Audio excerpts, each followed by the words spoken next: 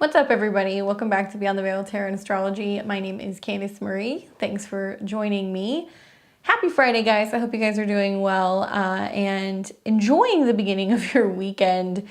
And this is going to be quite an active weekend with some of the Uranus aspects that we're having. And we're also coming into a new moon in Scorpio. If you guys can see me, give me a thumbs up, like the stream. Let me know that you're hanging out with me while we're doing live readings this Friday night on the channel.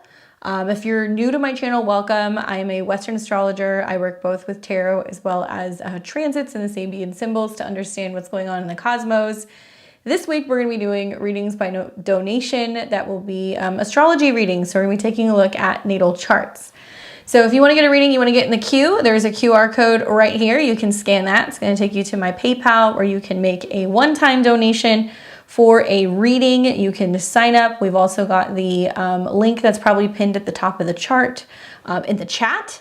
So it's $55 US for donation for any one particular question. We're also doing sinistry as well for $70. And I hope you guys are ready for it. I see that I already got all the birthday greetings. Thank you guys. I appreciate it. What's up, Enchanted? Hey, Jessica. Hey, Exalta. Maria. Davers is in the house. He must have told you guys that it's my birthday. Thank you guys so much for all the birthday love. I appreciate it. Getting ready to have my solar return pretty soon. My solar return chart has my sun in the 11th house. So obviously, I was supposed to be spending my birthday on the internet, right? Probably be spending the next year on the internet, but with a group of people. So I'm glad that you guys are here with me celebrating. We're going to be doing these readings in the order that they were received. We've got a handful of people, both for level 3 as well as people who signed up for a reading. If you guys are level 3, you want to cash in, go ahead, let me know. Just give me a heads up. But also, if you're considering joining my memberships, please do. It supports the channel. It helps me be a full-time content creator. You're going to get a reading once a month, and we always take level 3 member people first. You guys don't have to wait in line. For all the other people who are waiting to get readings, and they usually get a little hairy around the new or the full moons, but oh my goodness, I'm so glad we are out of eclipse season. Can I get an amen for that? So this is so nice because finally we have a lunation where we're kind of moving away from those energies. And we're moving right on into a new moon in Scorpio at 20 degrees in opposition to Uranus.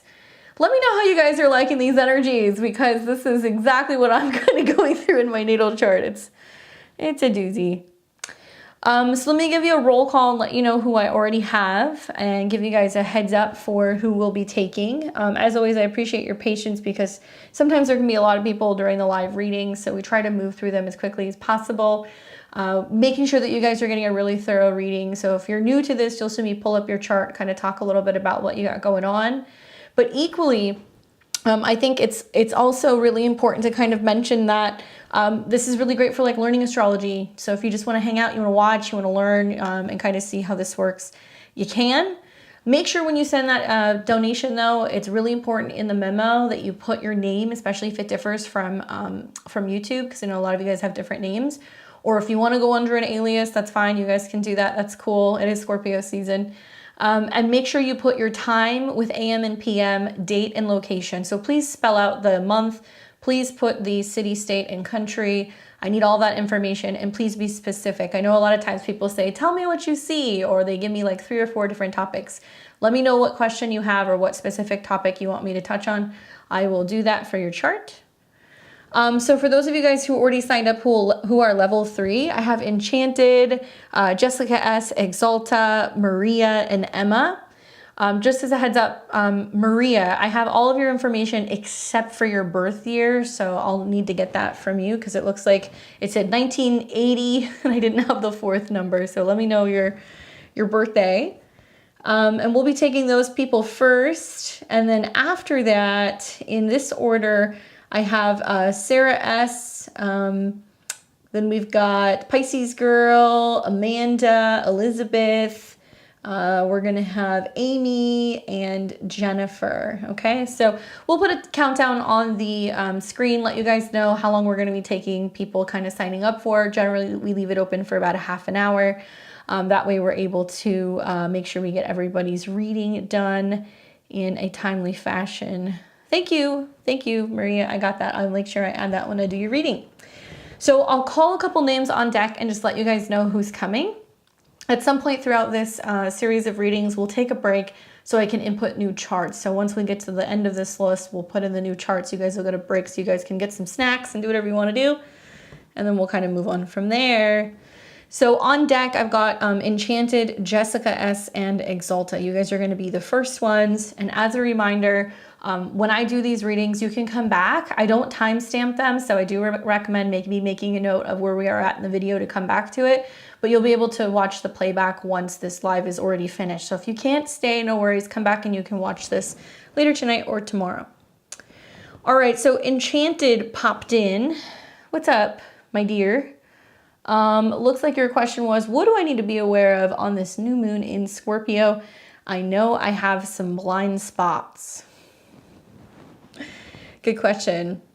Well, guys, to be honest with you, I feel like everybody's got a little bit of a blind spot. Okay, so the opposition that we're going to be experiencing in these transits in many ways represents kind of like a wild card. You know, Uranus is in the opposition, so it's kind of like an anything goes next couple days. And a new moon plants a seed that evolves over the next like 6 months. We're going to see immediate action in the next 2 weeks, but over the next 6 months. So for you, the blind spots I'm assuming are going to be this new moon at 20 degrees, which is going to be in a square to your sun, right? So whenever you're dealing with a square, this is the energy of Mars. It feels like there is something that's pushing you or pressuring you to make some kind of change. That's how I want you to look at it. So you're going to feel, especially with Mars square your sun, right? And this is a superior square. So all these placements in Scorpio are kind of coming down on your sun in Aquarius. Well, what is the sun, right? The sun in your chart rules the 6th house of health, daily routine, and habits. And I really feel like this is about initiating a season of change. We can look at it from the whole sign perspective. We can look at it from, you know, changes with friends, changes with goals. Change is definitely the name of the game because this new moon is at 20 degrees. Usually when I see squares like this that enact, you know, multiple points in the chart, you don't have anything at 20 degrees of Leo, but I would say maybe reflect back on what was changing for you during the Venus retrograde because it was in similar degrees. Were you making changes in your habits? Were you making changes at work? Were you making shifts in terms of your relationships? Now, while we're in Scorpio season with this new moon that's coming in, it's basically saying, okay, ready, set, go. You know, time to instigate these changes, especially being ruled by Mars because you're an Aries rising. The people who are going to feel this particular transit the most are going to be people who have either Aries or Scorpio rising because you're ruled by Mars. And yeah, the fixed signs as well. So it's kind of cool because the 8th house is not just about change and transformation. It's about other people's money, access to resources, being able to kind of cut yourself out from like financial or karmic entanglements. And it's in opposition to Jupiter. So if you haven't already seen my video on the new moon in Scorpio, check it out. I did another video that's going to come out on Sunday where I talk about the Mars-Uranus opposition and that literally we are feeling like we're being forced to break through something. So I'm looking at your chart next year where you're going to have your Jupiter return. You're going to have Jupiter in conjunction to Uranus. It looks like you're going to have lots of opportunity to have some sudden changes and have access to more financial security, more abundance. So I definitely feel like it's kind of like whatever moves you take on this, you know, this week-long period of the new moon may pay off in a very, very big way in about 6 months' time. If you're thinking about selling something, you know, perfect timing. Venus is on your descendant, so this is what you have to offer other people. And the 8th house can be about themes revolving around wealth, especially because these placements are coming into a sextile with Pluto and Venus is on your descendant, which means you might have something that people want. That can also be sessions, working with clients, new services, like the list goes on. So to be honest with you, being an Aries rising right now is a time to really kind of like trim the fat in your life, pay down debt, get rid of, you know, anything that is kind of excess spending. and be willing to do with less, or be willing to, you know, receive from other people so you can feel like you're a little bit more ahead in the new year. That's really the theme here. You're also going to hear from an Aquarius perspective that this is all about, you know, taking sudden action and like new bold steps forward in your career. So if you work as a tarot reader, right, and if you're working in like a metaphysical field, then, you know, having a new moon in your 8th house like this is like, okay, there's gonna be a lot of crisis in the world, right? Because the moon represents the collective.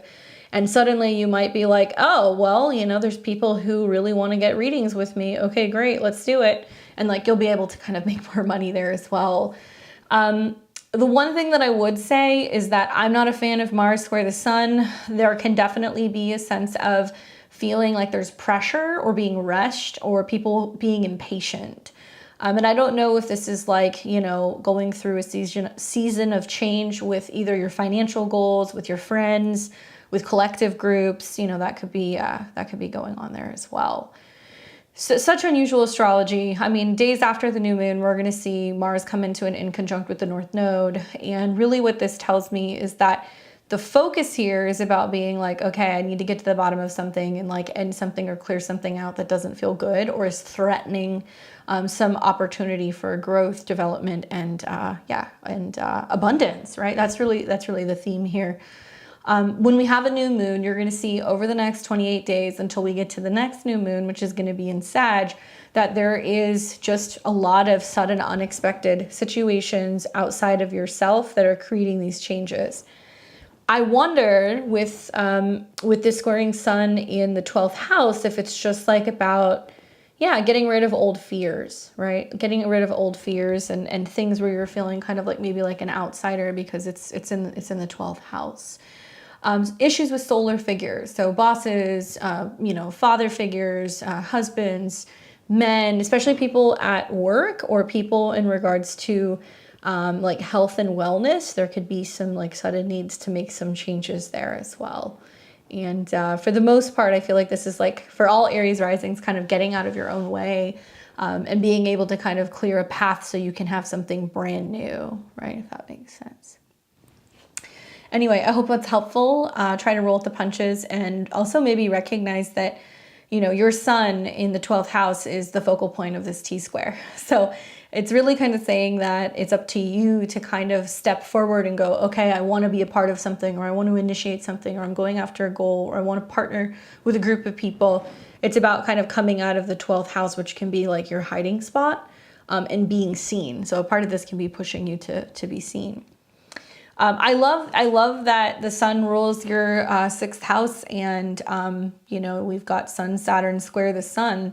I feel like habits, changing habits, detoxing. This is a huge theme with Scorpio. New moon is detoxing, and smoking. It can be Mars. So we're looking at like Sun and Mars in opposition to Uranus. It's like I'm literally purging, cutting this toxin, Scorpio, out of my life and getting it out of my mouth. The 2nd house is what we put in our mouth. So good luck with that. Definitely consider getting like some mullein or something to work with, like smoker's cough. That can really be helpful throughout that particular transition. And also I think of like Saturn in the 12th house is like hypnosis. Hypnosis tapes or things that you're kind of listening to can be really helpful here as well. Good luck. Hey Jen, of course, I'll add you to my list. Can you remind me your birthday? What's up, Queen of Light Bulbs? What's up, Victoria?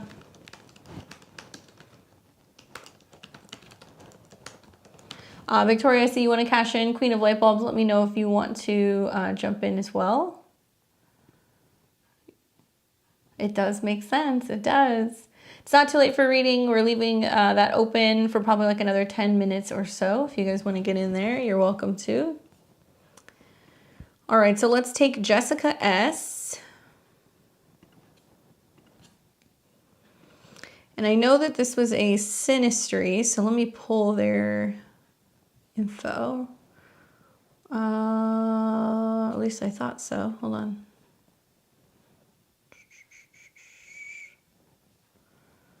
No, not Jessica, not yet. It was, yeah, no, it's Jessica. I take that back. Sorry. There's so many people on my list. Okay, so we got Jessica. Queen of Light Bulbs, you need to send me a question and I need to know your time and location. Please send all that information. Okay, so we've got Jessica S. Let's scroll up here. There we go. Jessica, what can I answer for you? Cashing in general reading. Okay. So I'm going to do just generally with what's going on with your chart ruler and this new moon. So Placidus terms, this new moon that's taking place is in your 12th house. You may feel some of the effects of it physically, you know, being a Scorpio rising, but I think this is going to be probably more so similar to the Sagittarius predictions, okay? So you've got the new moon that's going to be at 20 degrees in your 12th house, very, very close to Pluto. So I would wonder, like, what's been coming up for you right now that you're wanting to clear out, or maybe dealing with, like, subconscious fears, power struggles, something that you're releasing and that you're letting go of that you feel like is time to, like, let go. Pluto is at 17 degrees, so it can be things revolving around romantic relationships, younger people, creative desires, childhood issues. And right now we see the Mars conjunction fading, but Mars is quincunx your moon. So what's going on with making shifts in regards to, like, relationships, or letting go of old relationships, or old fear revolving around relationships? That seems to be a theme here. Now, when the new moon comes in, it's going to be at 20 degrees and change. It looks like it's going to be right on top of your Juno. So if you're somebody who is not partnered or not in a committed relationship, it is very possible that that new moon is planting a seed, because Juno deals with, you know, commitment. It's known as Jupiter's wife. So she's about, you know, being committed and being devoted to a partnership. And in the 12th house, it could be like soulmate energy. So when that evolves down the road, you're going to see that that's going to be a full moon in Scorpio, which is going to be on the cusp of your 4th house. So something about relationship karma, bringing people in or letting people go, like that seems to be the theme right now.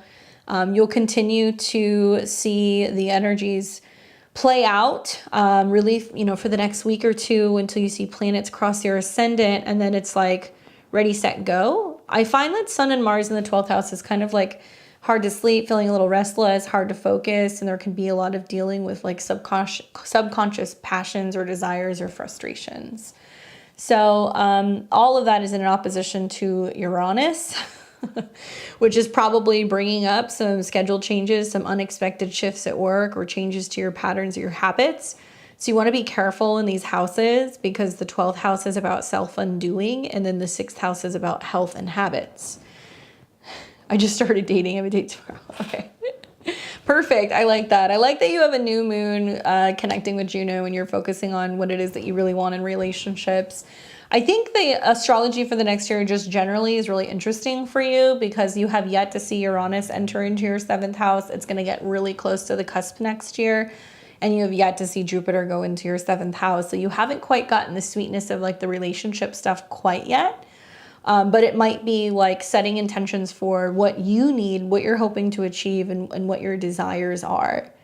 Now, the reason why I bring up Mars is because Mars is your ruler. So while it's in the 12th house, you can be feeling kind of like sexy and wanting to have some romantic time with somebody. But when it sits on your ascendant, you're like, okay, ready, set, go. And we're going to see from mid-November until closer to the end of the month, Sun and Mars are going to move side by side. So as we go from, like, the 11th through the 20th, you see the Sun and Mars inch up to your ascendant. And so this is about going after what you want, being really courageous, really active, really passionate. There's a need to kind of have a little bit of, like, an outlet.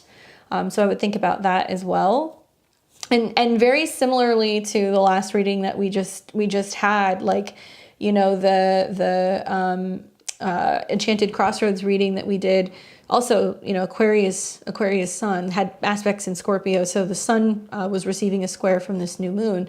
For you, it's like the new moon is basically saying you're focusing more on maybe your higher self, relationship to yourself, feeling yourself, having more confidence, having more drive, and it's pushing you to get out of your own way or to get out of the past. because it is coming into a square with the node. So this is where some really significant things kind of die off and then new things kind of emerge.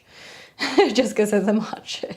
It's so funny. My son's in Scorpio, so for like the last like 3 days, I've had the sun I've had Mars on my sun, and it's like I'm so hot. Like it's like 50 or 60 degrees here, and I'm like constantly like walking around wearing like shorts and tank tops because I'm hot.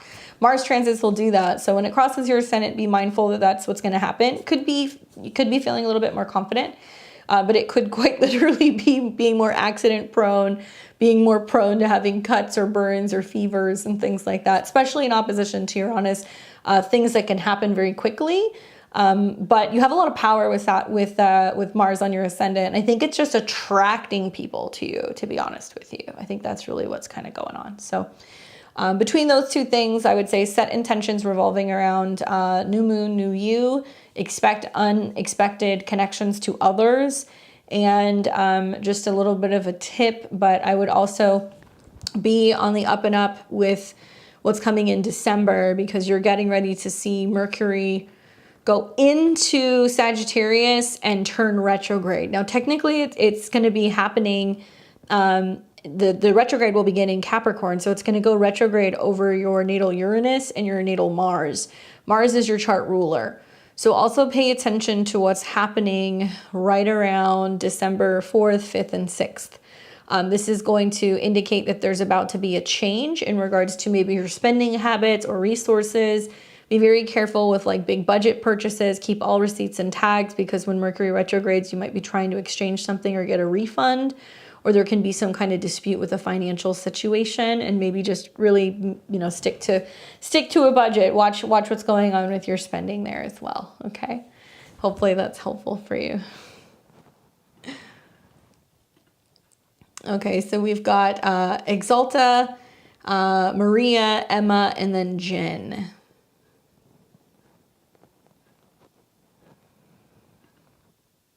All right, so we've got Exalta here, September 21st, 1970, 7:11 p.m., and that was in Sydney, Canada. So you got a Pisces rising, a sun in Virgo, and a moon in Gemini. And let's see, your question was up here. Thank you, I appreciate it. Let's see. So your question was, general, please. If at all possible, towards the end, I can hop on. Cool, no worries. All right, so let's take a look at what you got going on. I already saw a little bit of these mutable squares which are setting up, which can be a little bit of a doozy. So when I look at your chart, I look at Neptune being a Pisces rising, and I also look at Jupiter. So something that really kind of piqued my interest is that this particular new moon that we're having in Scorpio is in your 8th house at 20 degrees, and it's standing in opposition to your Saturn. So this new moon is going to be bringing up karmic matters, especially revolving around what resources are yours versus what are other people's. Saturn in the 2nd house can talk about karmic limitations revolving around money, resources, or issues with self-esteem or blockages of communication or the voice or feeling good enough. Okay, you got some energy here with Uranus having made a connection to Saturn here in recent months. So that tells me that you're more open to making shifts and like updates maybe to your material possessions. Maybe it means that you're investing a little bit more in astrology, learning more about astrology. It can also mean that you're making some changes revolving around your beliefs and beliefs around self-esteem, worthiness, money, resources, spending, all that stuff. So when you have the new moon come in, it's in opposition to Saturn, which means it's basically saying, okay, I'm trying to solve a problem. I'm trying to take some kind of action to unblock something so I can bring more in. So it's definitely going to have like a financial impact on you. Now in 6 months, when we get to April of 2024, Jupiter and Uranus will hit these degrees, which means your chart ruler and Uranus, which deals with sudden unexpected situations globally, are going to impact and maybe help you break free from having some limitations with work right? 22 is a Capricorn degree. So limitations with work, limitations with challenges. And believe it or not, I do feel like it's going to be not just because you're going to be working through some of these issues, but it may also be because you might make an investment. It might be about investing in yourself. I say this because Jupiter is going to come into contact with Saturn. So it might mean that, you know, you're learning more about meditating on your values and doing some manifestational work. Jupiter will come into contact with Juno as well. So that can be talking about people who want to help invest in you, or potentially like relationship energy. Holy mutable squares Batman. I mean, you got, you know, rising at 29 degrees of Pisces, which is very tapped in, very intuitive. Moon at 28 degrees of Gemini. And then you've got Sun and Pluto in conjunction in Virgo. So you've got quite a complex T-square, right? So you also want to really pay attention to what's going on in mid-December through the new year, because when Mercury turns retrograde, it's going to be right up here, and it's going to enact almost a grand mutable cross in your chart. So I don't know if you have ever tracked like when Mercury is going retrograde in Sagittarius and the effect that it has on you. Likely you see like big changes revolving around your status, your career, or even your relationships. And so I see some similar things happening here. And I'm wondering if, you know, Neptune, you know, coming into contact with your ascendant is going to be about like having out of body experiences, if it's going to be about tapping into your higher self, if it's going to be about having like psychic visions. And it's already been in a square to your moon and in opposition to all these planets in the seventh. So I can only imagine maybe it's overwhelming being around people, because, you know, Neptune and Saturn squares are extremely sensitive. You know, Saturn on your North Node this year tells me that you're kind of taking time either to yourself or to work on yourself or to keep to yourself. And the next 2 years is going to be weighing your options and asking yourself how much is too much with family and with other people, which is probably a reoccurring theme that you have in your life anyway with this mutable square. There's always a lot of change, either with home, family, or emotions, which affect relationships and also affects you. So, you know, at least when you have this Mercury retrograde at the end of this year, what it's going to do is it's going to put the pressure on all 4 of these points, and it's going to say, okay, it's about taking some kind of action or showing up or making some professional shifts, which is going to kind of help you move forward out of these really difficult squares that are kind of placed in your natal angular houses.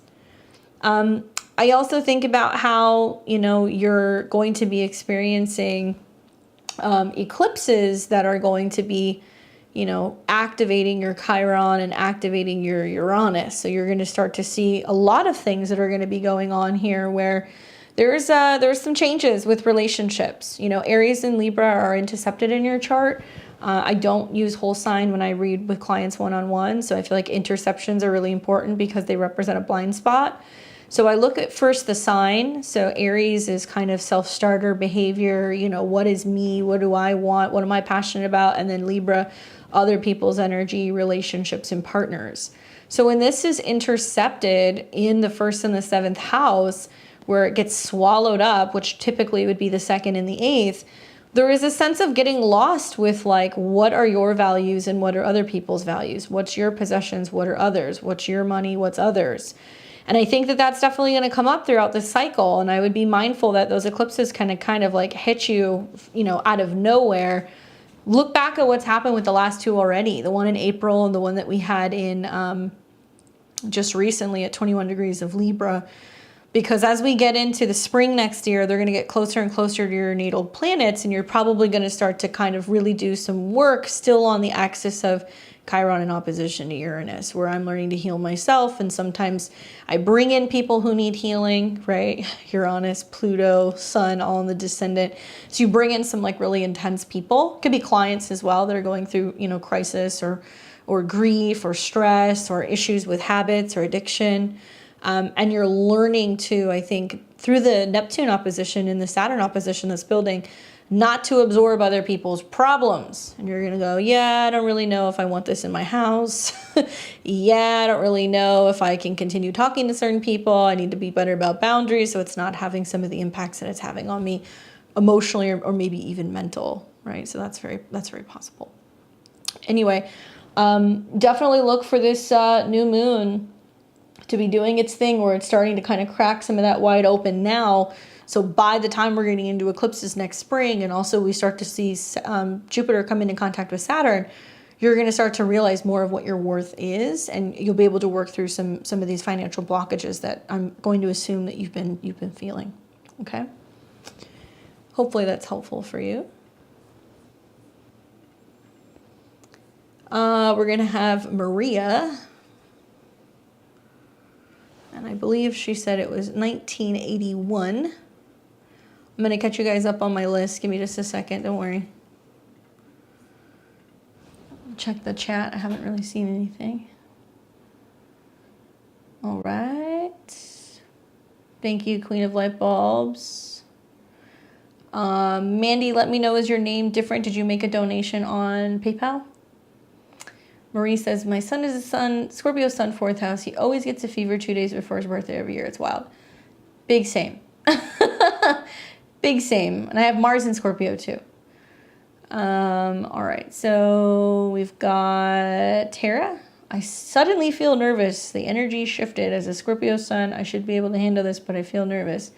That's the opposition to Uranus. It's a lot of fun, huh? If we submitted a question with our PayPal before today, are we in the queue for tonight? Give me your first name. I'll give you guys the rundown in just a second. Tara says, new moon's on my birthday. Same. Close enough. Close enough. By degree. By about a degree. So I'm going to take Maria in just a second. You gave me the correct time. Thank you. 3:15 p.m. And I will give you guys the updated list now that the readings are closed.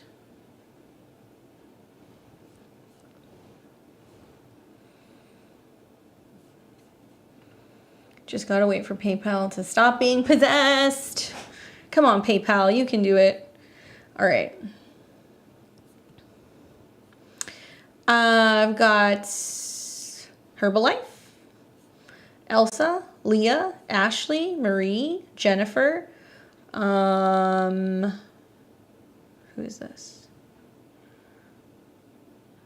Amy, Elizabeth, Amanda, Pisces girl, Sarah. I got all of those names.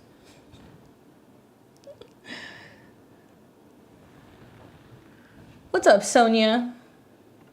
How are you doing? How have you been doing with the Mars transits? There's a lot of Scorpio energy in this chat tonight. Everybody's sussing it out. All right, let's take Maria. Let's take a look at her questions. Thanks for joining level 3, Maria. Welcome aboard. And if you guys can see me, give me a thumbs up. There's like 72-ish people in the chat. I guess I'll give my shameless plug too. I'm like 8 or 9 people away from hitting 28,000 subscribers. So if you guys have not already subscribed, please click the bell button below.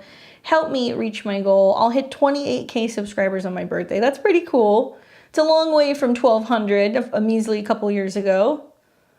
All right, Maria, let's take a look. Let's see what your question is. She says, money, career, kids. I've been feeling restricted in money and career. I've become more strict with my kids. June 24th, 1981. I gotcha. Okay, so you're Scorpio rising. You have got your sun in Cancer and your moon is in Pisces. All right, cool. I love when I hear a Scorpio rising say, I've gotten more strict with my kids, and Saturn is direct in Pisces, because that's your whole sign, 8th house. Okay, so you say that you've gotten stricter with your children. You're working on it. Saturn is certainly getting closer as well. So you're going to see in this next year, Saturn's going to kind of peek into your 5th house. So then maybe you're going to really see like March, April, May, as planets go through the 5th house, that they're kind of testing you a little bit more. You will definitely see that, especially when Mars and Saturn cross into your 5th house in April. So just make a mental note that it's going to come in waves, that you're going to have to kind of keep Keep reminding yourself to be patient, but also firm. Saturn in Pisces, I think, is about being able to kind of guide in a way that is gentle and loving and understanding, but like it's not going to let things fly, especially if there's things that can be negatively impacting you emotionally, right? Because that's very much fifth house self-love. I laugh when I see Saturn in the fifth house as a Scorpio rising, like throwing a chocolate at the kid, right? You know, Pisces is the feet. But there's some really unusual stuff about your astrology. You know, you've got the moon in the fifth house. It's at 29 degrees. So it does mean that you were working through some kind of karmic crisis revolving around children. I'm wondering, I see a lot of people who have Pisces moons either in the 4th, the 12th, the 4th, and the 5th house that are like a single mom. And if they're not a single mom, then they feel like a single mom. Like there can be a sense of not feeling like you have that support sometimes from a male figure, because Pisces is to go at it alone or to deal with something by yourself. So, you know, the good news is that even though you have that kind of critical point in your chart, it makes some nice aspects to other things, right? It trines Uranus, which means you're kind of wild and kind of fun. You can joke around, you can have a good time with your kids. Maybe there's been a sense of like being friends with your kids, and now it's kind of evolving into being like, wait a second, are they like taking me seriously? So Saturn comes into the 5th house and you start communicating and talking to them more seriously about things. And the 5th house can be, you know, dating, it could be partying, it could be their relationship to the opposite sex. It also can be about things that involve like substances and things like that. Neptune's getting really close to your moon. And so I think that this is about wanting to teach your kids more about art, music, spirituality, anything in regards to religion, you know, culture, belief.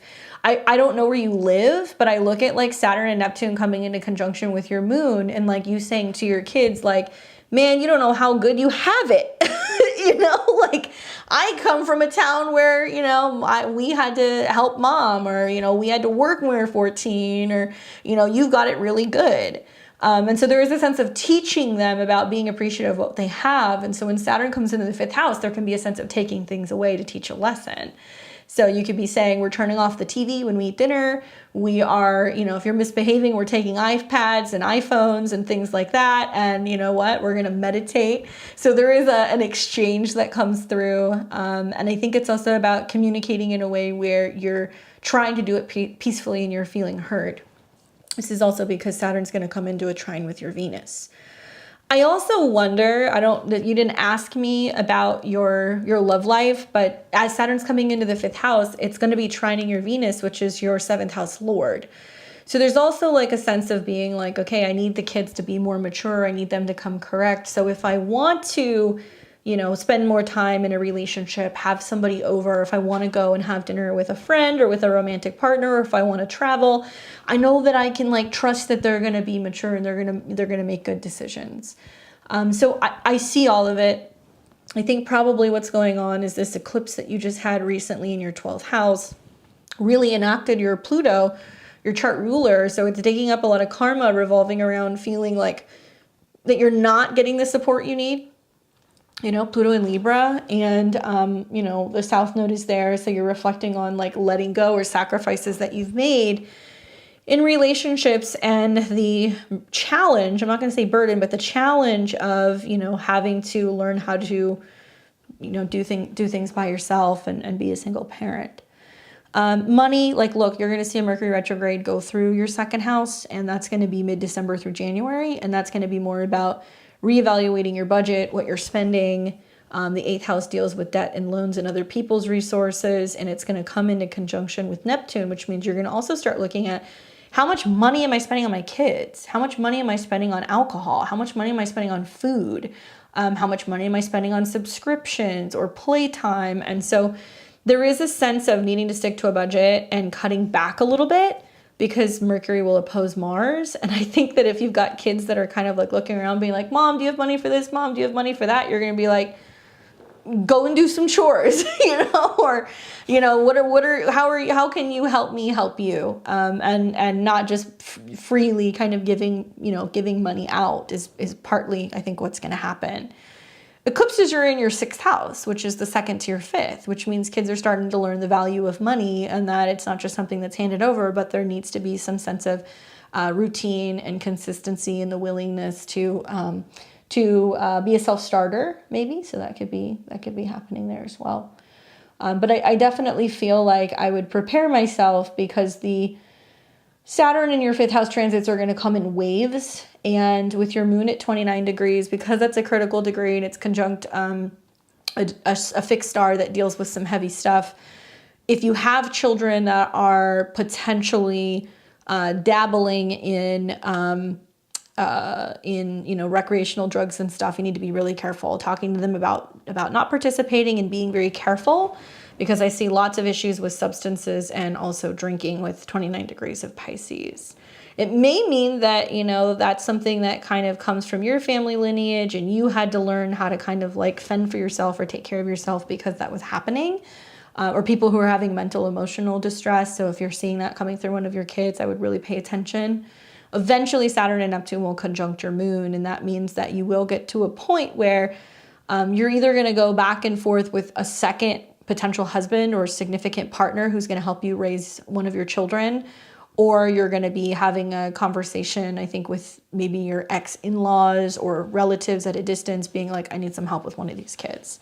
But for all we know, it could be other things. They could get really involved in music and they could be really amazing at dancing or design or, performances. And that's how you use the Saturn transit. So we can't make any assumptions just looking at your transits alone, but it'll have something to do with your first child. There's going to be something that's going to go on there with them. Okay. Hopefully that's helpful for you, Maria. Thank you for joining the live. And I hope that gives you some insight. And yeah, eclipses in your 7th house and Jupiter's going to be there all year. Relationship stuff is very, very likely the next 2 years. All right, so we've got Emma, then we're going to have Jen, and then we're going to have Victoria. How's everybody doing? You guys doing okay? So let's pull up Emma.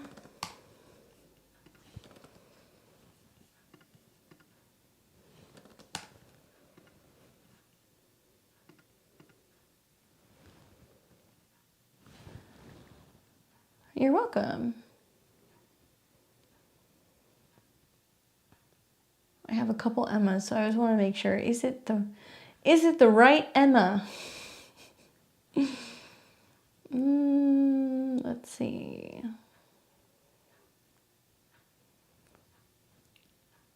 Did I lose you? Where are you?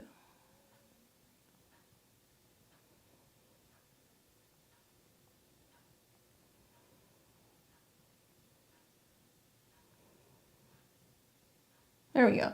Hey, Emma. Okay, so I thought I was after Exalta. I'm listening, but I don't think I heard my name. Okay. I've got you, Emma. Can you just confirm your info? Gen C is commiserating with you. The Australian Emma. Thank you. I love how, yeah, there you go. You just have to say, it's the Australian one. Thank you. Anything in particular you want me to take a look at? Or do you want to know about the new moon? New moon's pretty close to your North Node. Trine your Sun loosely, trine your Mercury, that's nice. And you kind of got a water trine going on between your Saturn and also your Sun. Yep, I gotcha. I think for me, the big thing outside of the new moon is just recently, this last week, Saturn went direct. Okay, so that's big. In your 3rd house, communication, movement, travel, things like that. But it may still have the feelings and the vibes of learning how to communicate. Learning how to share, opening up, finalizing things that you're learning, finalizing things involving like online systems, communication, that kind of stuff. And Saturn's coming back in for a conjunction with your Venus.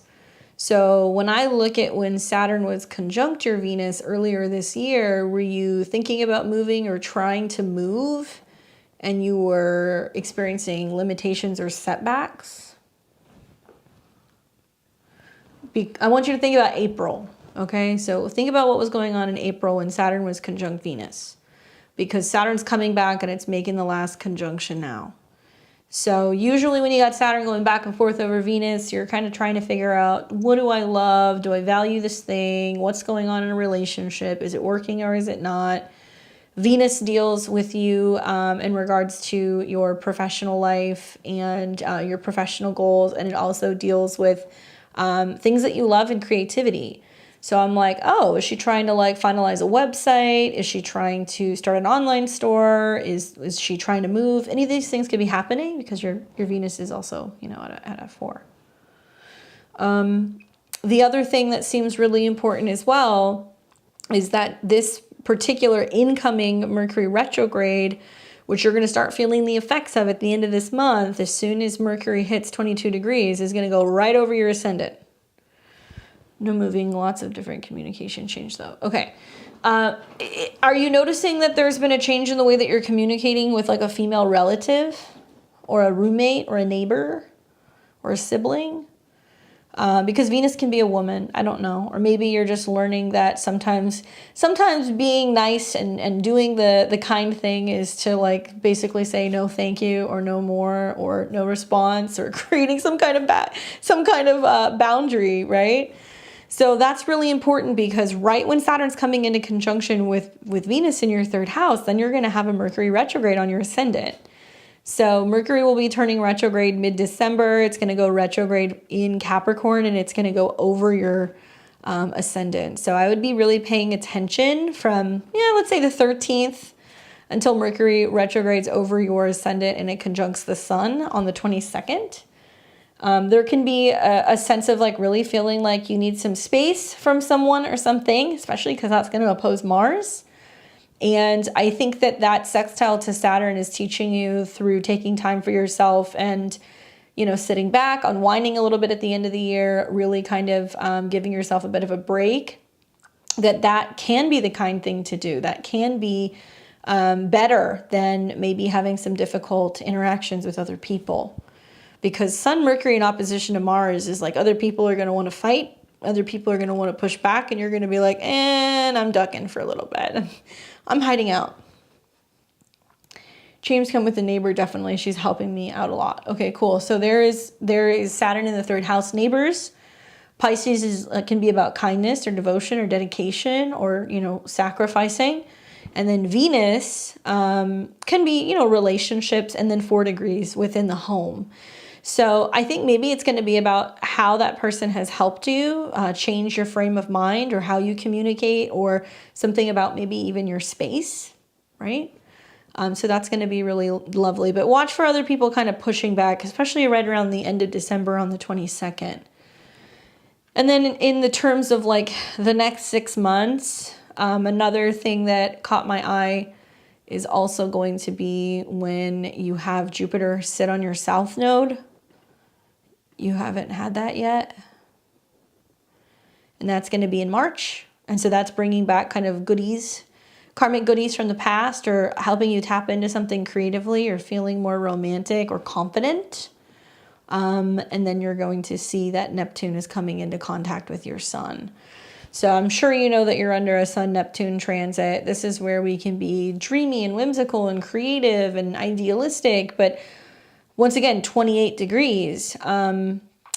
There seems to be, and I don't know, correct me if I'm wrong. I'm wondering with like Saturn going into your 4th house, are you learning how to cope living more independently? Are you feeling like a lack of connection from family or a lack of connection from relatives, and you're having some support by like neighboring people who are helping you move through it and keeping you company? Because Neptune on your sun can be about, like feeling the need to be more forgiving with certain relatives and people who you're kind of like disconnected with. That could happen. Super psychic transit, especially at 28 degrees, be really mindful that there can be lower energy levels, and there can also be a sense of being like Why am I alone? Remember, Neptune is like about being exiled. So one thing you can do working with this transit is like feng shuiing your space, playing like, I like Gregorian chants with Neptune in the 4th house. Maybe,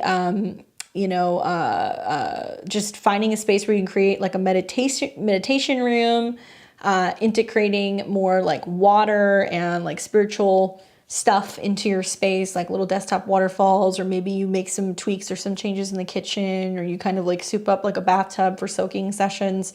That'll really help you move through some of the Sun Neptune stuff, and really be mindful about clearing your space energetically, because believe it or not, Neptune deals with ghosts, not Pluto. Neptune is about like phantoms and visions and things that are otherworldly. So it's pretty common when I see people go through Neptune transits in the 4th house, they're a lot more sensitive to things on the other side. So you want to be really mindful of just kind of clearing your energetic space a little bit more often. And then finally, Pluto coming into a square with your moon. Okay. So it's interesting that you've got Pluto square your moon, and that'll happen in the new year. And then you're also going to have Neptune on your sun. I mean, it's like feeling the challenge of purging and purifying and clearing stuff out in regards to relationship with women, moon, with friends, you know, goals changing, revolving around resources and what makes you feel secure and comfortable. And then we've got Neptune on the sun that's dissolving things as well. So I see a lot of like changes with home, changes about the way you relate to family and how that's making you feel, and just really a need to be on top of your self-care and really, you know, sprucing up the place a little bit. So I think that you'll be feeling a little bit more in that after you have the Mercury retrograde on your ascendant. Hopefully that's helpful for you, Emma. Thanks for checking in. It's always nice to hear from you. Oh, here we go. Amy says, I have Neptune natally in the 4th conjunct the moon, and I am the family tree holder. My ancestors help me tell me their stories. I love that. Conflict with authority. Yeah, I could see that. It's a little bit more challenging because I also think that it's going to be about cultural differences. Maybe daydreaming of like living and being in another place, right? That's possible. You're welcome. I'm really glad that you're able to make friends with a neighbor. That's so cool with the Saturn-Venus transit. All right, so now we have Jen. Let's see. So let me plug in your info, Jen.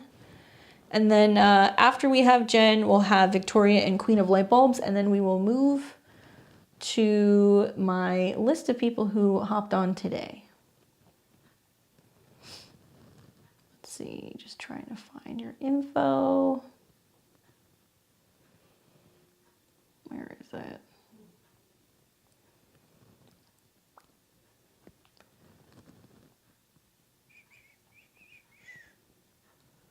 Am I missing something here? My eyes are like, where is it? Okay, there we go.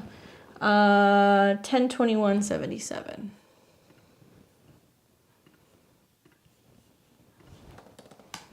Let's see, I think I might have you. Do I have you in here? Maybe, maybe not. Maybe not. Okay.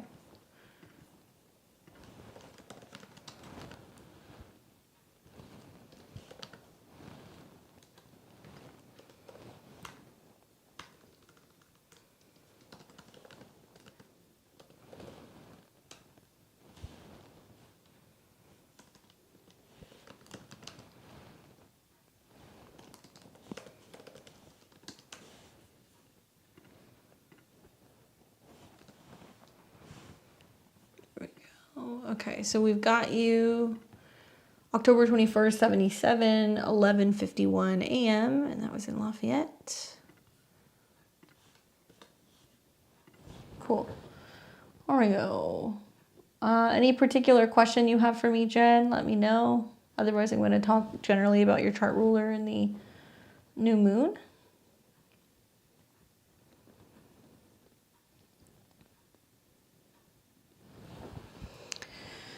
All right, so we've got you here, Sag rising, And then the moon is in, the sun is in Libra, the moon is in Aquarius. So Jupiter rules the chart. You've got Jupiter that's been in opposition to your Mercury Uranus. I'm just wondering when all this chaos levels out. Well, there's a couple of things going on right now, Jen. So probably the one of the bigger ones is the fact that you are coming back into the final Pluto square your sun. Outer planets, they mean business, you know? And so Pluto's in an opening square to your sun, which means it's pushing you to go through some major change and transformation. It could be about your beliefs, your finances, your resources, or your love life. That's finalizing right now. Even when Pluto retrogrades back into Capricorn next year, it won't hit 28 degrees. So you're about to be done. The other thing that I'm noticing also is that, you know, you are experiencing the South Node in Libra. So it just hit your sun. So did you change jobs? Did you change and let go of a relationship?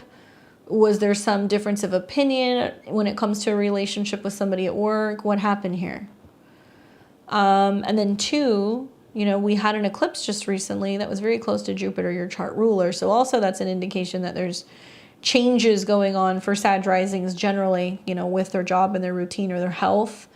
I've seen a lot of scheduling issues coming up for you guys recently. I also feel like, you know, for you, as the South Node swings through Libra, it is your reverse nodal return. So it's having you focus less on what this chart wants to focus on, which is, you know, your goals, your friends, your relationships, and your career. It's bringing your attention more to where are you living? How are you feeling? How's your family doing? Are you enjoying yourself? Are you having any fun? How is your health? So everything is kind of shifting, right? All of the heavy hitter big planets are at the bottom part of your chart. So I'm not saying that you can't focus on career and all those things, because you had a solar eclipse that was pretty close to your sun. But when you have a solar eclipse birthday, everything changes, honey. And like we go back 6 months ago, you had a solar eclipse in opposition to your sun. These relationship challenges were brewing probably the spring of this year. They just didn't come home to roost until just recently, right around your birthday. So one of the themes here with the South Node in Libra is being like, we got to let go of relationships that really aren't serving us. And it can be really difficult because for you, it can be people who you're very publicly tied to, or you work with, or you've been committed to for a very long time. I think the way forward is to stay open with some of these retrogrades that are going to happen in Sagittarius, because at the very least, it's going to sextile Libra. So you'll hear, okay, Libra, Mercury retrograde December into January, you know, maybe taking a short trip, collecting your thoughts, doing some writing, some reflecting, maybe going and visiting a relative, making some changes in the way that you think about things. That'll all help you, but it's in your first house, which means you have to, I think, really decompress at the end of the year. And there can be a sense with this retrograde squaring Neptune and also squaring the top part of your chart where you're like, okay, well, these relationships are changing. Where does this leave me? Am I moving? Are there changes at home? You know, am I comfortable here? So that's happening as well. And then Uranus square your moon. So my goodness, it's like, yeah, you got a lot of change going on, but I do feel like pointing you in the direction of being more so focused on taking really good care of mental health, being a little flexible with the home or the living situation, and also focusing more on what's going to bring happiness and joy is going to shift. Part of this is also like Neptune is in a square right now with your descendant. So when Neptune squares the angles, you're like, I don't know who I am, and I don't know what the heck is going on with relationships. Oh, you are moving. Okay, there you go. So you're doing all the things, right? Movement, moving, you know, do some journaling. When you get stressed, go for a bike ride, go for a walk, move the energy around. Obviously, you know, I'm also looking at that Venus retrograde that went through your 8th house. So this is about the karmic implications of a separation or a change in a relationship, the financial implications as well. When do things get better? Well, you're about to have your Venus return here in a couple days. So generally that brings a little bit of sweetness, right? Right around the 12th of November. So right around the time of the new moon. But I mean, this is a great I guess this is a great example for why potentially whole sign can work.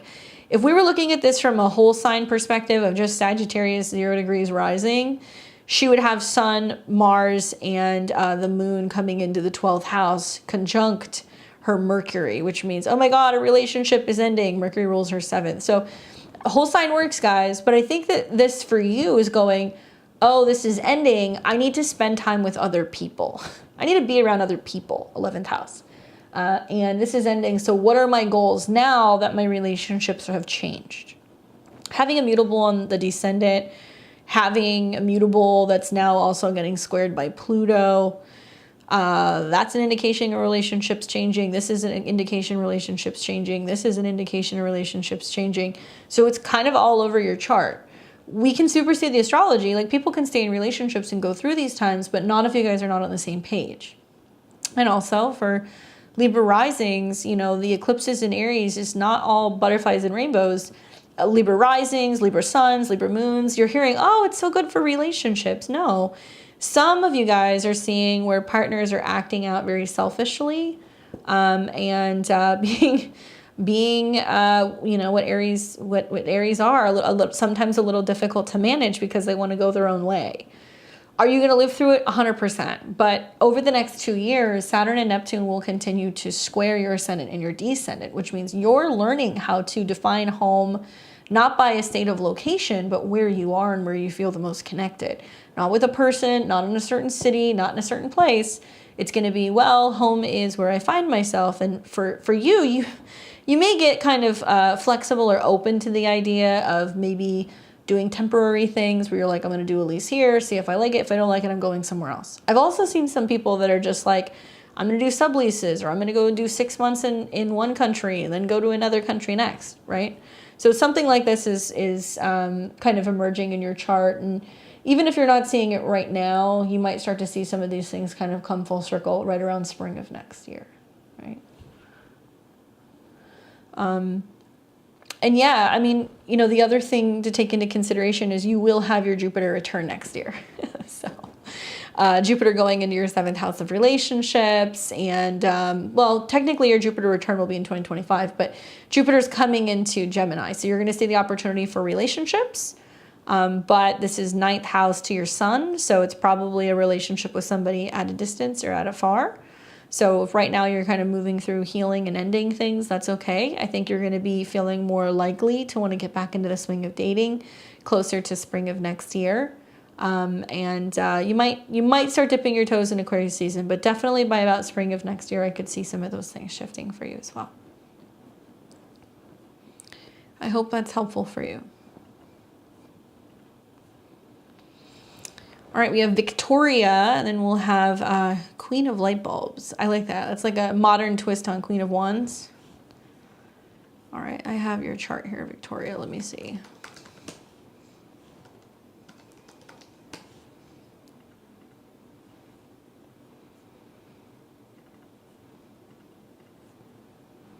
Here we go. Alex says, you're an Aries moon. I know. It's definitely coming out. The North Node's on my moon right now. So we have Victoria here, April 5th, 83. She's a Virgo rising, Cap moon, sun in Aries. And let's see what your question is for me. I saw it here.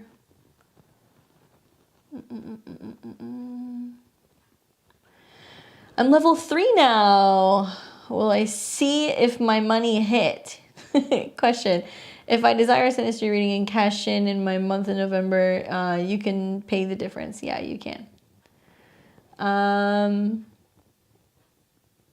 Will I see if my money hit? Okay, so do you want me to take a look at your finances? Is that what you're asking me?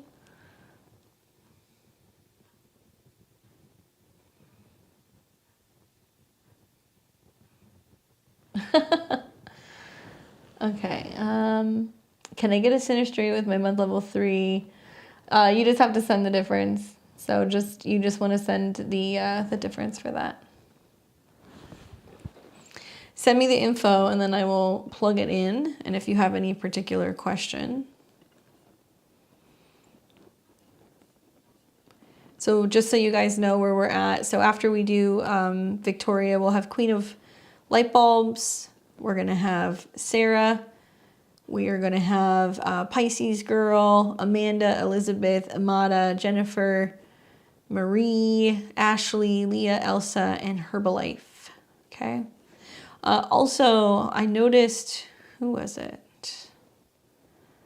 For Ashley and Jennifer Duff, are you guys current members? Because I got different amounts for you guys. So the donations are $55. But I did not get that amount from you guys. So let me know. There we go. All right, so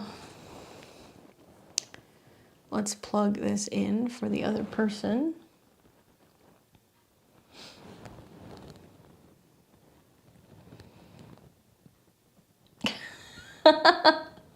I'm trying to put in your info and then I'm already reading what is going on. Okay, so 9/10/82.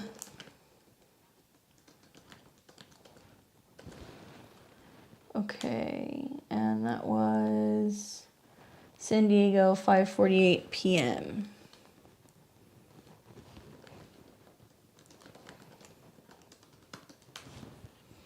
This is funny, your comments.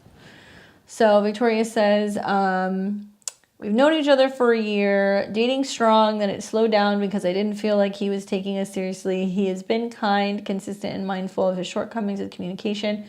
We live 3 hours apart. He is a man that goes to therapy, very sexy. He has career problems that he's working through with therapy. I would like for us to keep dating and get to a slow pace. I want gifts. He knows that I desire for him to tell me how he feels about me. Thank you. Okay. Girl, his Venus is on my ascendant is hot. Man, I can't remember, or I remember telling you, like, oh, like with this Saturn transit, somebody's going to come through. I like the Venus ascendant. I think that that's nice for sinistry because they bring that sense of love. And like whenever you have somebody's Venus on your ascendant, they're very dedicated to you. They find you very attractive. It's kind of like Velcro. So that's nice. I think the other thing that kind of catches my eye also is that, this person has the moon in close proximity to your North Node. So they're activating your North Node. We're like, we know that you're like a boss, but, that coming in is really kind of saying, they bring about some kind of lesson where you're teaching them more about communication. Maybe they're teaching you more about being assertive. I'm looking at also, Saturn coming into an opposition with their Venus this year, and that represents, especially at a 3, challenges in communication, especially with women and people who can be at a distance.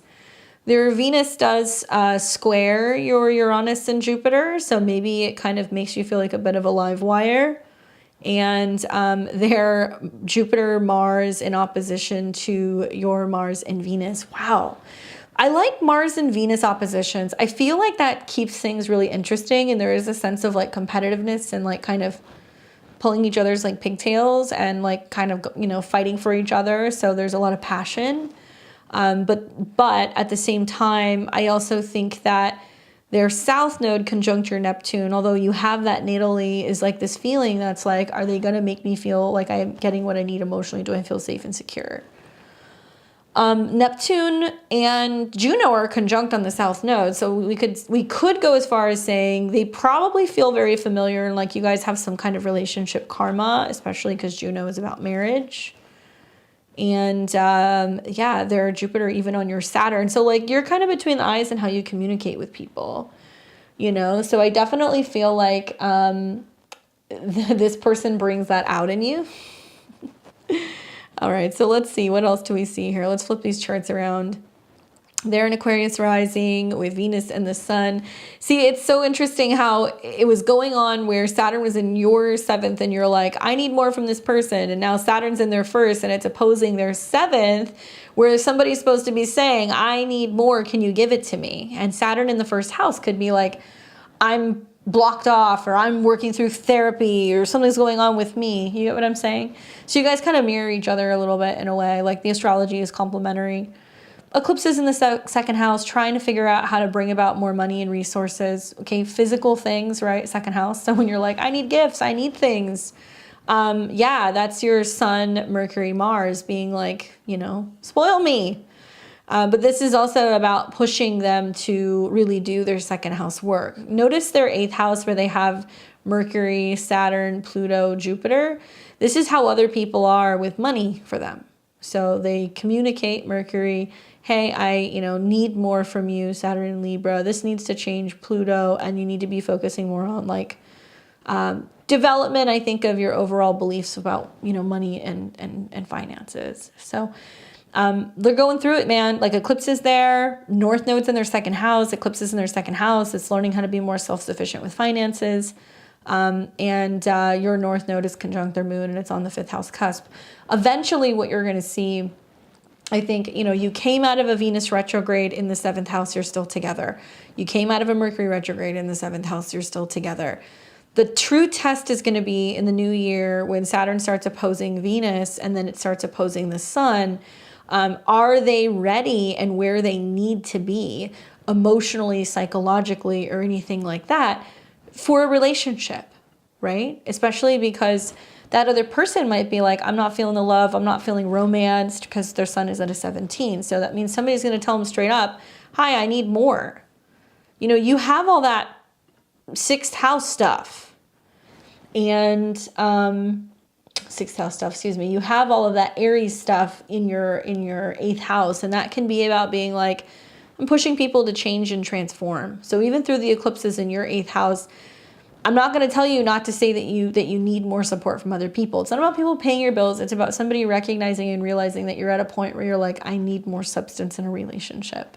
That North Node is really kicking in with Mercury, so you're more willing to talk about it. Now it's hitting your Sun, where if you're not feeling secure emotionally, financially, sexually with another person, it's going to leave you with doubts because the Sun is the ruler of the 12th house.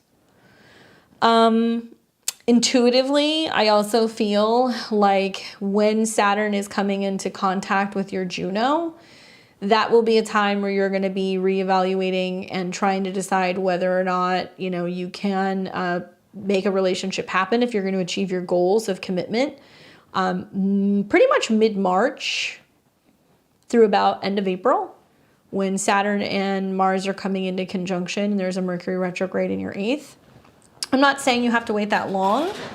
You'll have a retrograde. Then you're going to have a retrograde that's going to be in your 5th house. So you're going to be able to reevaluate whether or not you want to stay or go in a relationship. And I think it's really obvious to me when Mercury's in the 5th house of dating and it retrogrades into the 4th house of home that, you guys may have a sit down conversation and be like, where is this going? What are we doing here? And at some point we need to talk about, where you're living and where I'm living. Like, how do we make this work? I'm not encouraging you to move or relocate for somebody, but I think that might be the discussion because this is going to square Neptune and it might mean that you're like, okay, if I need to exit a relationship, I will, if I don't feel like somebody's getting their act together, right? Hopefully. I do push people to change. I need deep relationships and people think I'm too deep, can fuck off. I'm deep and I love it. I give, yeah, you will see though, watch for opportunities for heart-to-heart conversations that you guys are going to be having in December and January. And I feel like with Mercury retrograde into the 4th house, it might mean that you're going back and forth and trying to decide if you want to go and visit or stay or, stay in another place even for the holiday. I know you're kind of mobile, but I think that might be coming up and giving yourself the opportunity to really kind of pause and reflect and think about what you want. Because Mercury and Mars and so many planets are going to be right on top of your Neptune, which means you're going to go, okay, I'm going to leave you be until you figure out what you're doing. And that person's probably going to freak out and be like, why isn't she talking to me? What's going on? But a little tough love is really good. And I can see that there is a sense of him valuing you. Where is it? There you go. Because all of your planets fall into the 2nd house. So he does see the value that you bring. I just feel like you have to understand for the next 2 years, Uranus is going to square his ascendant and his descendant, which means something absolutely positively must change in regards to his physical experience, his resources, his home, and his family in order for him to be able to kind of better settle into a relationship. Otherwise, somebody's going to be telling him all next year, nope, I'm not making the jump until I can see more of you, doing your due diligence, especially financially. Hopefully that's helpful for you. Definitely keep going. There is a need for you to be expressing what you need, because that North Node on your sun is like, I need you to change. I need you to evolve. It's about taking action. All right, we got Queen of Light Bulbs. There we go. Ooh.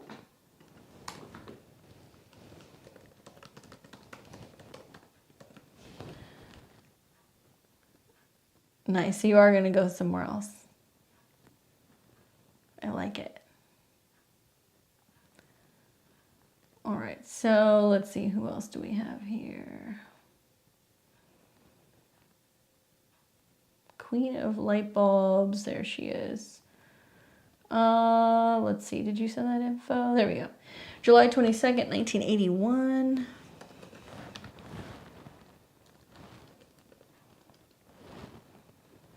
And that's 8:10 a.m.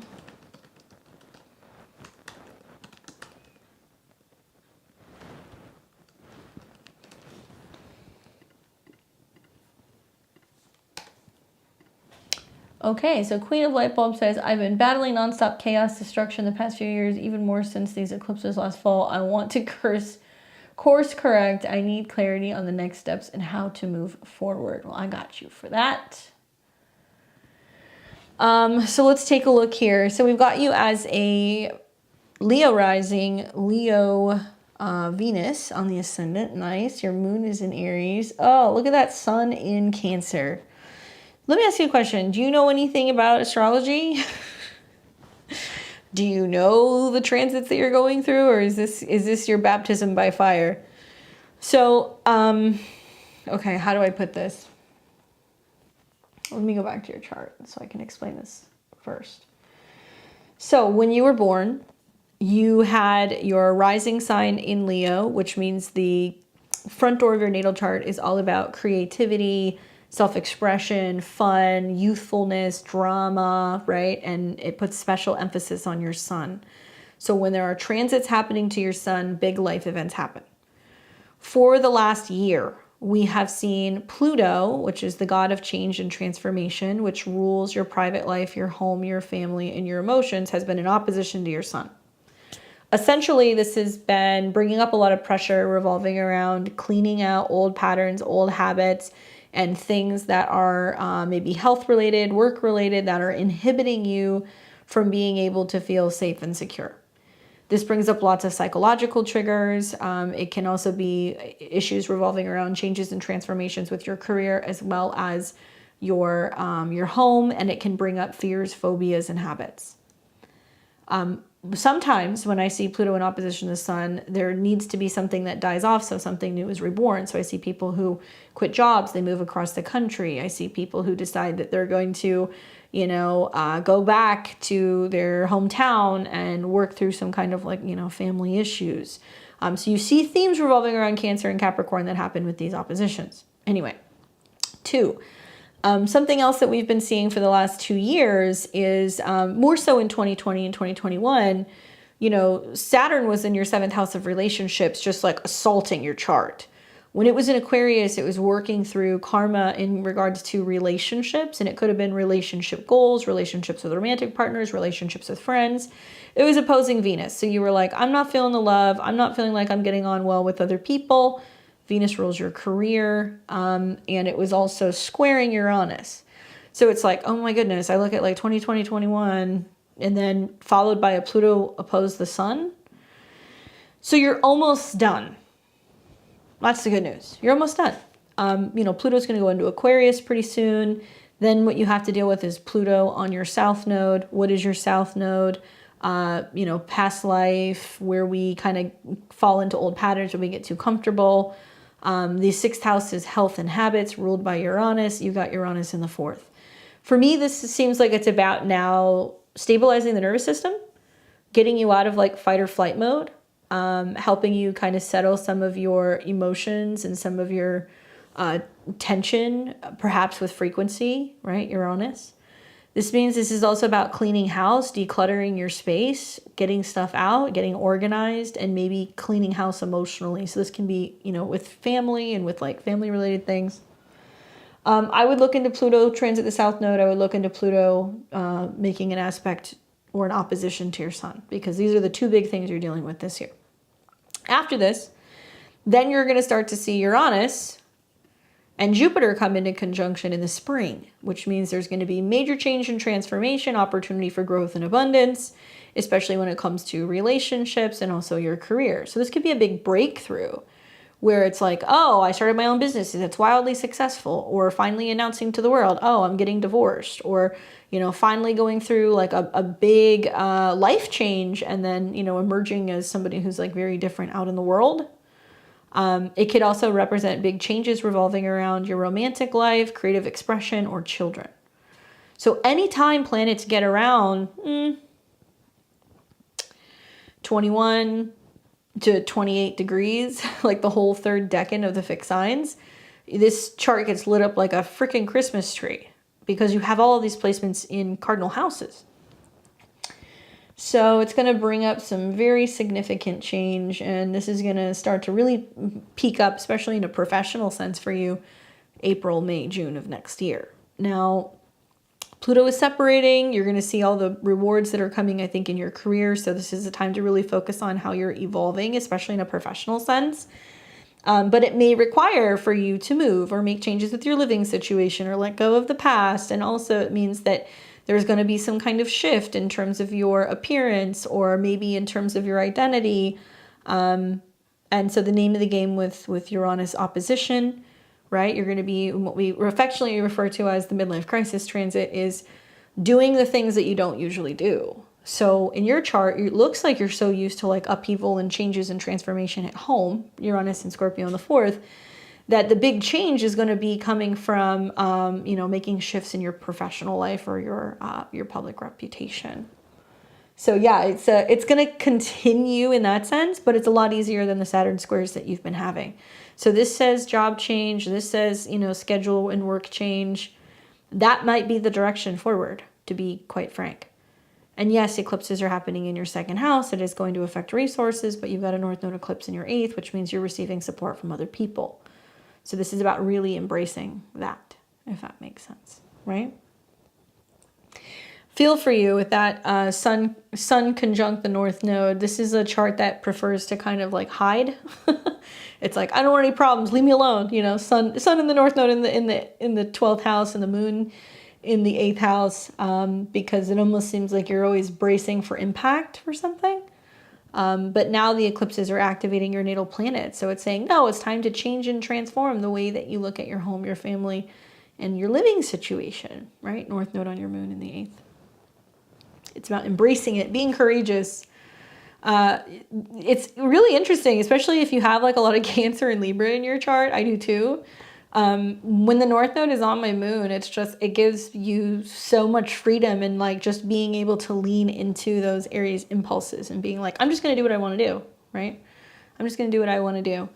And it's going to help you because it's going to help you be more fearless when it comes to instigating change. I hope that is helpful for you, giving you some insight. All right, so this is the point where I will shift over to the rest of my people. So we'll have Sarah, we will have Pisces girl, and Amanda. I do have to plug a couple of charts in. So if you guys just want to give me a second, I will do that. And I'm going to say this before we play this video. I mean, it's kind of funny. We didn't put it on YouTube or anything, but I have been getting slammed with Mercury square Saturn. I don't know if you guys know this, but Mercury's been a square to Saturn. So we've been having really, really technical issues with everything. I've been having issues with my computer. I've been having issues just even speaking, to be honest with you. I keep getting tripped up on things. So obviously we thought this was funny. So you guys can watch this while I'm putting these charts together if you want, okay?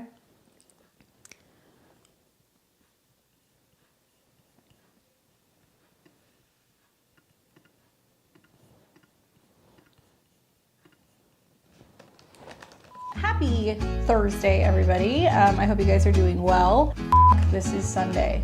This is gonna be the Astro weather for the week of November 12th through, fucked it up again. Take 3. Oh my God. This is gonna be the astrology for, I don't even have the right date. Like, what am I doing? You're fired. I should be. It's never taken me this long before. Stop. Stop making me laugh. It's making it harder for me to do this. Okay. And I need to put this on the right day, so give me just a second. I know, this is so bad. Like, like, what was I thinking when I put these? Hello, everyone. Okay, that's it, I quit.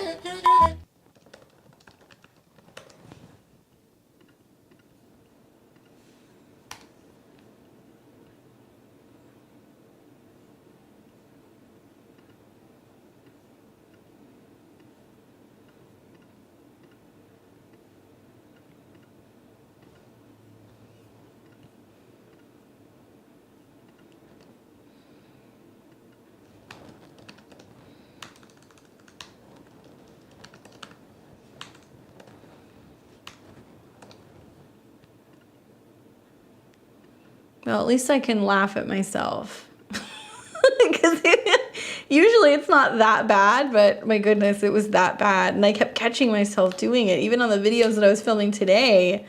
Is it just me? Am I the only one that's been tongue-tied? I feel like Saturn totally was like, hi, you're not prepared. Get your shit together.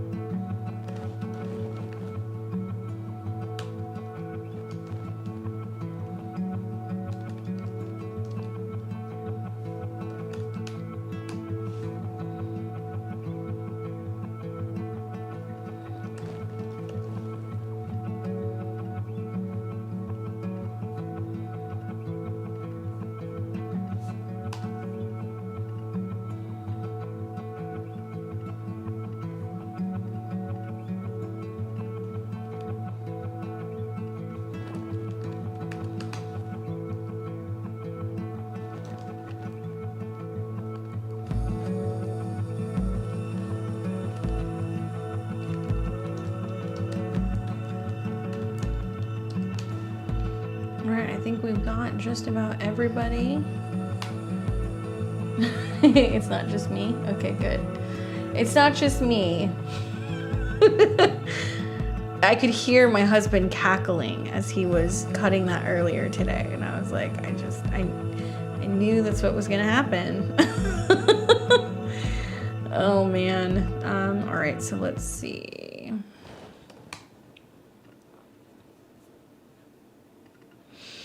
All right, so we're gonna have Sarah, and then we will have Pisces girl and Amanda. Okay, so we're doing a sinistry reading. Let's see, for Sarah. And it looks like, all right, so the other person is your husband.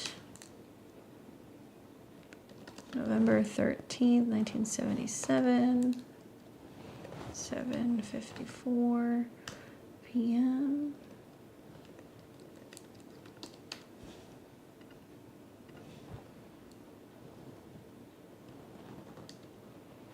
There we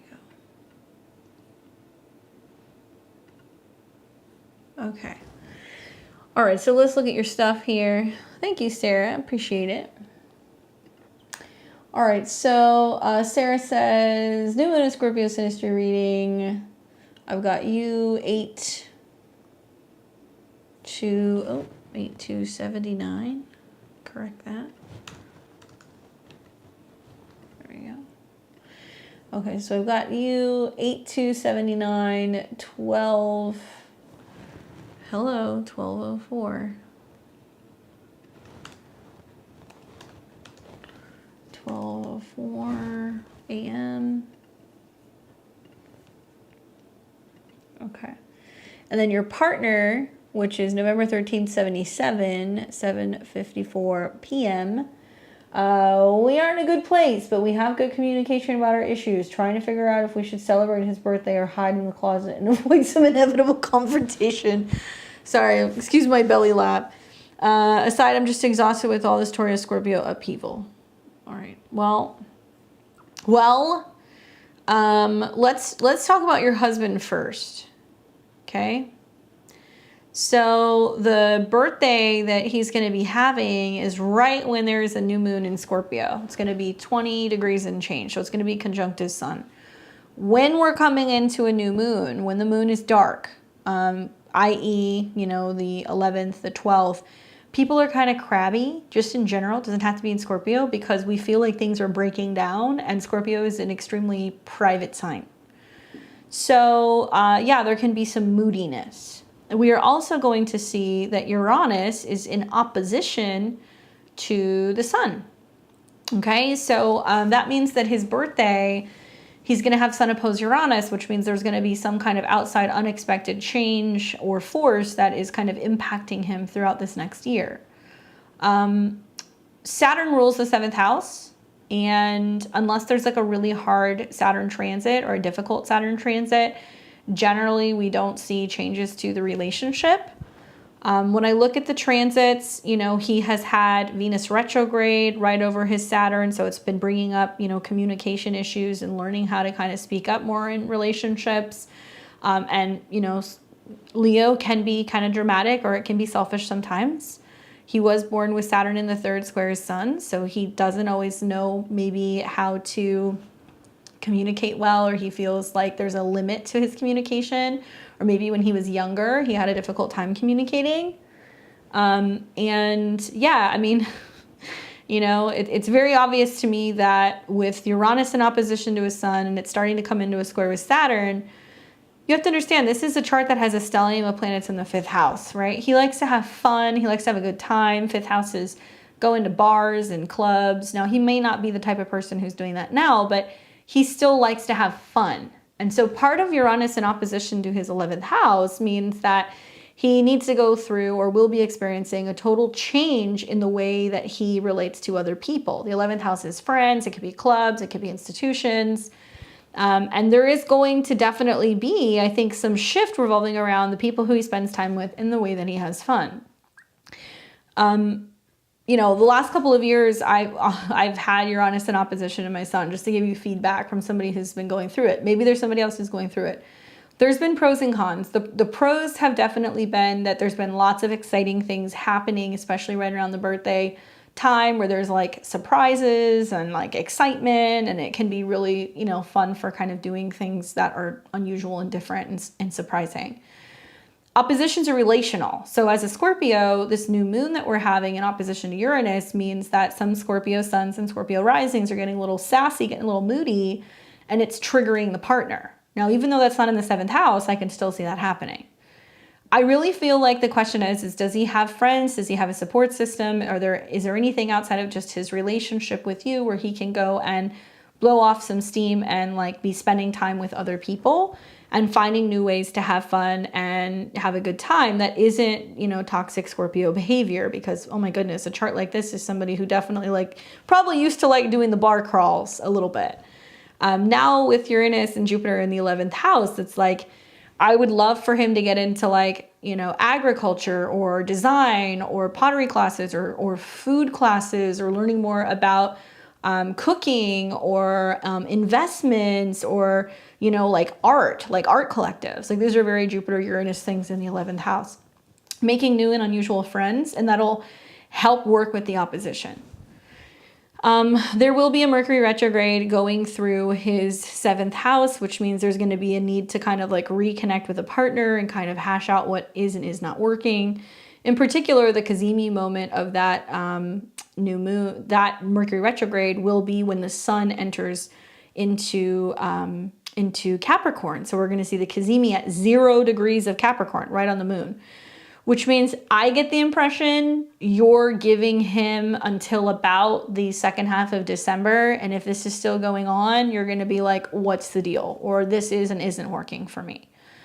In some cases, I have seen when somebody has a new moon in opposition to Uranus in this axis, the opposition to Uranus can represent disruption in a relationship and freeing yourself suddenly from a relationship. So can there be a blow up on his birthday? 100%.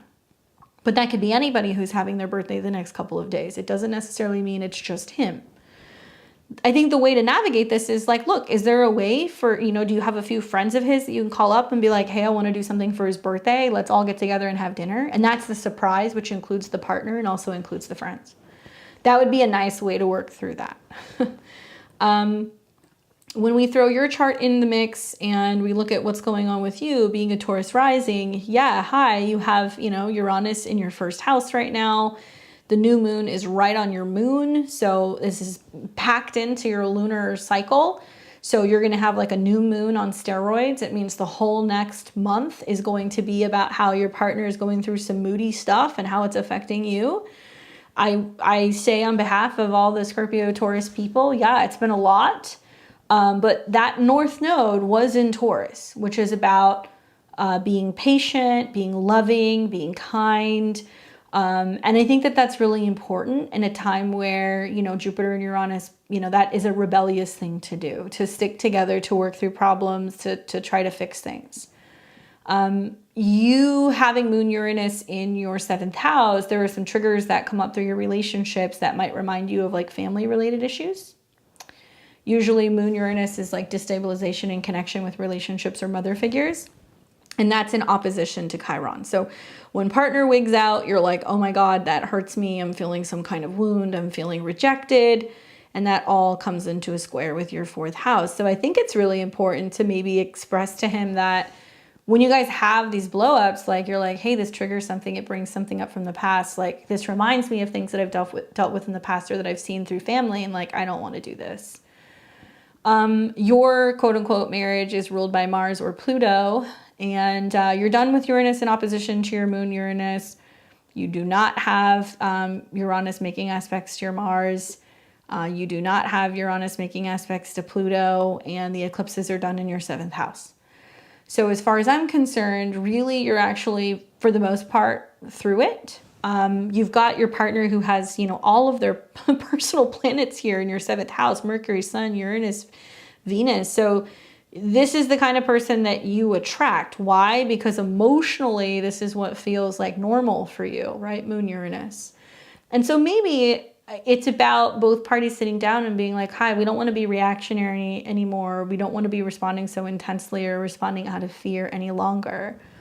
I think about what could be supporting you. Well, Saturn's in your 11th house and it's trining your descendant. So it's like, personally, I look at this and I kind of feel like there can be too much togetherness. It may be an important, time for both of you guys to be like looking at how you can be spending your time outside of just the relationship grind and finding ways that you can come together collectively with other people, or maybe saying, hey, we're going to, take a day a month that we're going to go out with our friends or we're going to do something else and then we're going to come back to each other. Because with opposition, sometimes, a little bit of distance makes the heart grow fonder. I do think that the relationship issues have been brewing since last fall with the eclipses, but also you had a number of Mars retrogrades in your 2nd house. So it makes sense why this person came in. You guys have an intense connection. You've got a Mars-Mercury conjunction, so y'all fight. And you have somebody who has got, Mercury in Sagittarius and Saturn is squaring, which means they are having to learn how to communicate more kindly and not preaching, maybe. I don't know. All your planets are also in his 2nd house. There can be lots of conversations revolving around resources, possessions, money, values, right? What's important to you in that sense. And I think that as long as you guys are keeping the sense of fun and romance and like passion and making that a priority because your planets fall in his 5th house, trying to keep things lively, you can move through it. See what comes up during the retrograde mid-December into January. If something's not working. I definitely feel like you guys will have a heart-to-heart right around the solstice, and you can talk about whether or not it might be a good idea to get a third party involved, Gemini, and be seeing if you could bring somebody else in to help you guys with your communication issues.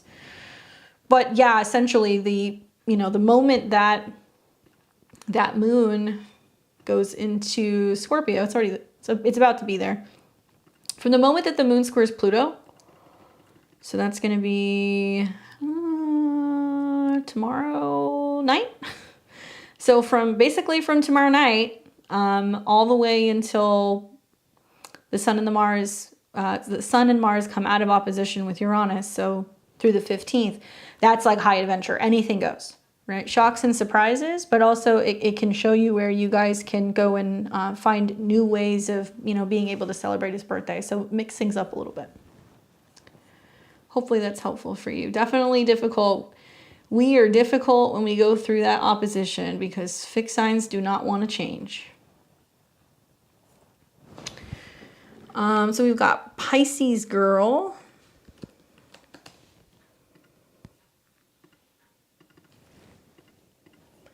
And that'll be followed by Amanda and Elizabeth.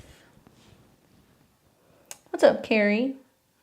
Hi, Ha. Watching from Japan. How's it going? Hey, Chris. Hey, Sarah.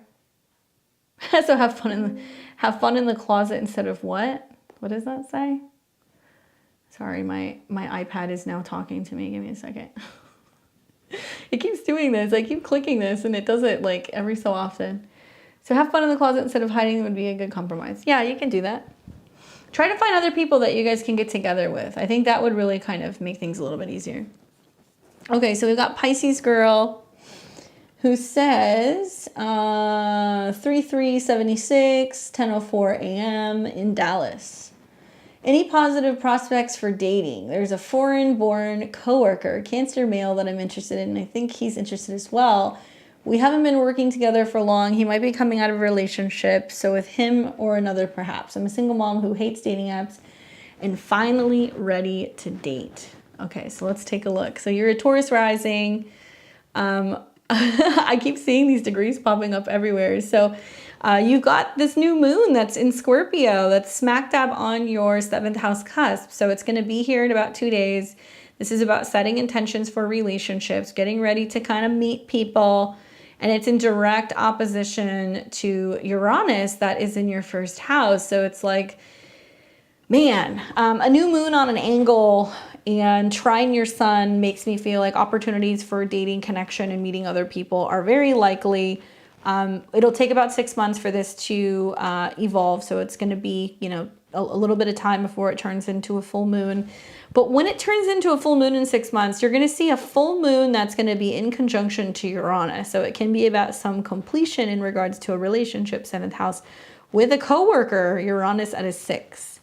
And Uranus is the dispositor of your Venus. So this might be the beginning process where you're like, okay, I'm going to feel it out. Let me see what's going on here. Mars also rules your 7th house, and you've got Mars in Gemini in opposition to Neptune. So there can be a little bit of like feeling like, you're not always keen on whether or not people are sending signals, or you can't read people very clearly, or there's a sense of being like, I don't know if they're interested. So there can be some cat and mouse games with Mars and Neptune in opposition. But I love with planets in Scorpio that it's trining your sun. So you can approach it in a friendly manner that's like, hey, a group of us are all going out after work. Do you want to come? There's also going to be opportunity, I think, when Mercury comes into conjunction with Mars to get more clarity about whether or not there's like a thing here. So work romance can happen more so, I think, when Venus is conjunct Uranus. So from around December 8th on. And then we're going to see Mercury come in conjunction with Mars, and there can be some like secret connections and being like, oh, I'm interested. I just didn't tell you. And you're like, what? So look for the 2nd half of December for there to be something that can kind of materialize. Not very far. It's next month. Start planting those seeds now. And great time having Sun, Mars, Mercury, Venus all going through your 7th house. Really, there should have been a shift right around the Mercury retrograde that you had in August, September time, where you were like, do I want to get back into the swing of things? What do I want to do? Okay, I want to meet someone. And I definitely feel like anybody who's got Venus in the 10th, love can be found at work or in the office, especially if Venus has a connection to Uranus. And it's funny because, you know, Venus in Aquarius is like, they're not like the most touchy-feely placement. There is a sense of being like, let's be friends and see how it goes. Especially with Venus conjunct Mercury, there's a sense of wanting to kind of like communicate and kind of work through matters of the heart. So it can seem very friendly before it develops into a potential romantic connection. So I really feel like if this were me, wait until Venus goes into Scorpio and trines Saturn, because that's your 10th house lord. And I would be like, what's up? Yeah, wait till Venus comes out of the square with Pluto, because that can be about intense love exchanges. And I think there might be a little bit of like intense flirting at the end of November. But then boom, Venus is going to move into Scorpio. It's going to trine Saturn.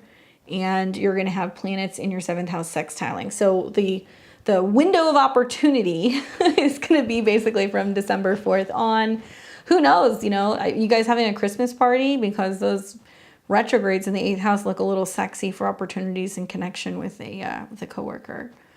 I think the other thing I would just, you know, kind of take into consideration is that Venus in the 10th is generally a placement where people are very open about their relationships. They're very public about their relationships. And pretty much like February through like March next year, when Sun, Mars, Venus all come into your 10th house, it's really aligning who you are and your relationship with another person, and kind of being on public display. That's all going to trine your Mars. So it's going to be like, yes, this is like a together thing. So if you do go in the direction of like, you know, feeling this out and this person's equally interested, it's probably important to be like, hey, like, we're friends, we're cool, like, I don't want to make anything weird, we work together, and get a temperature read on whether or not they would be okay with being openly potentially in a relationship.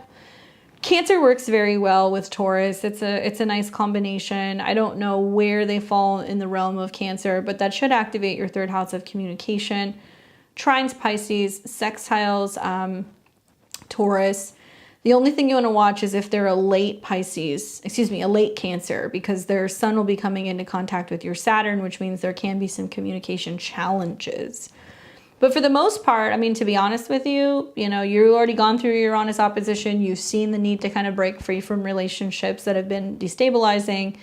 Now with Jupiter Uranus on your ascendant, it's like if relationships come, that's wonderful, but the next few years is like you need a lot of freedom, right? Jupiter Uranus on your ascendant is like, don't tell me what to do. I'm going to go and do as I please, or travel as I please, or dress how I want. And you're also going to see that Saturn's going to start squaring Mars, which means that you want to be weary or mindful of people who want to say, oh, we're together, but we're just friends, right? That could definitely be Saturn in your 11th house over your Sun, challenges with men. And you're going to start seeing this square Saturn in this square Mars in the 2nd house. So it's going to be like, wait, are we together or are we not? So there's going to be a sense of wanting to kind of define things. So that window is become friends, get to know them, spend time together, be friendly, feel it out around December time. If it's a go, then you guys should probably be a little bit more public in the new year. But start doing some research into Saturn conjunct your Sun, because that does bring up themes revolving around karma with men. This can be male friends. This can also be with male family members. And Saturn, it won't be until 2025 we'll start squaring Mars.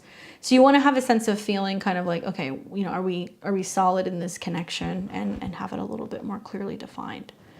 I also wonder, all those eclipses in your 12th house, are you noticing that your like psychic intuitive abilities are really like hardcore?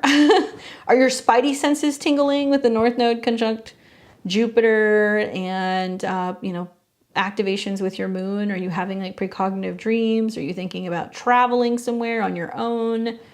What are you doing there? Because that seems like a lot of intense psychic energy that's just really being like manifested in your 12th house. It could be like going to church, going to temple, could be like going to a private fitness studio, but something about that seems to be really significant, working with groups of people behind the scenes. So watch for that. Come back, circle around, let us know what happens with that sexy coworker. I've been bumping into him in random places. Yeah, that kind of makes sense. Saturn, ironically, can be like ball and chain. It's like that. Sometimes you feel like you can't escape that sun sign. Hopefully that's helpful for you. I've got Amanda, Elizabeth, and then we have got Amy.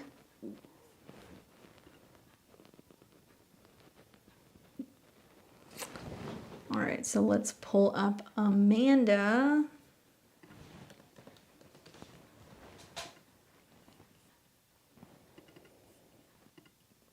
All right, so Amanda says, please give me any insight into upcoming transits and general advice and or predictions. Thanks for the insight.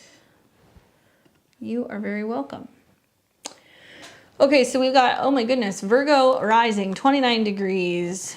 We've got Sun in Capricorn, and we have got Moon in Taurus.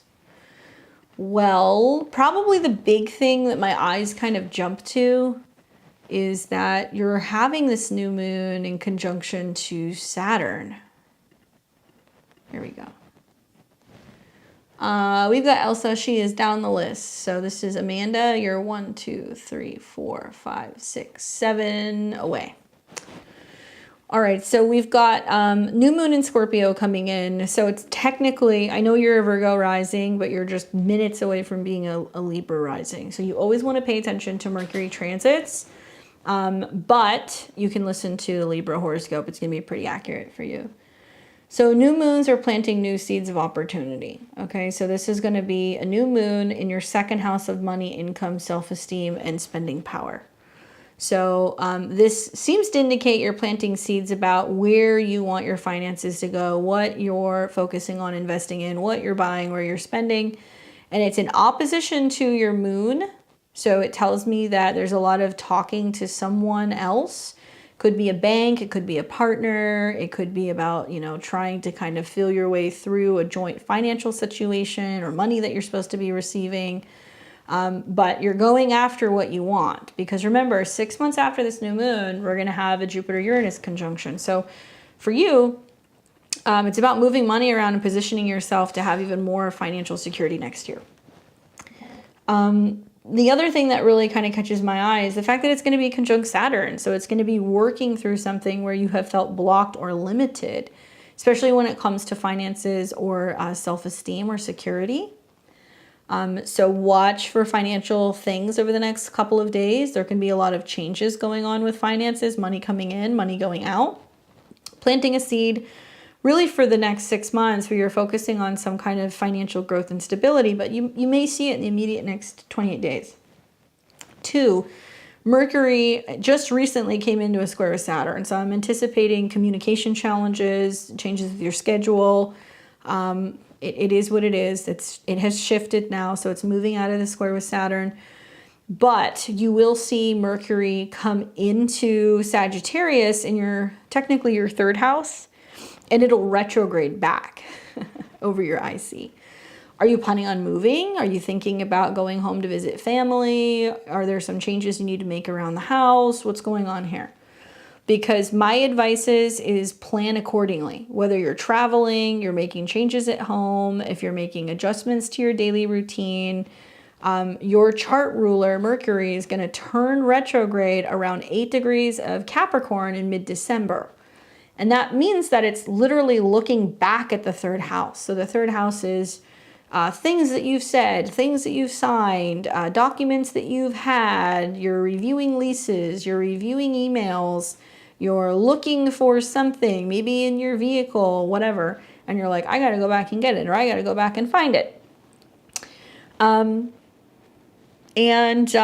Like, for example, right? So I remember this transit. There was Mercury retrograde last year in Capricorn, and it was like I couldn't find something that it was missing, and it turned back up in my car, right? I also moved last year during a Mercury retrograde. I changed my mind. So I just moved back into my hometown last month. So there you go. So this is going to be about adjusting to that, reconnecting with your neighborhood, refamiliarizing, especially if there's been some changes in the neighborhood. Reaching out to neighbors, friends, or other people, maybe visiting places that you haven't been in a while.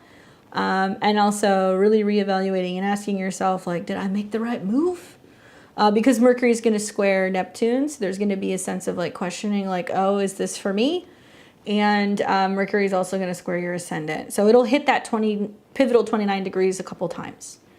The other way that I would look at this is also, you know, finishing unpacking, getting settled, feeling like you have put everything in its place. You've gotten everything there. Maybe you're like, well, I need to bring in some kind of furniture. I need to make a change and a tweak to my apartment. I need to, you know, make a shift with, you know, something in terms of my decor. So something like that's going to happen,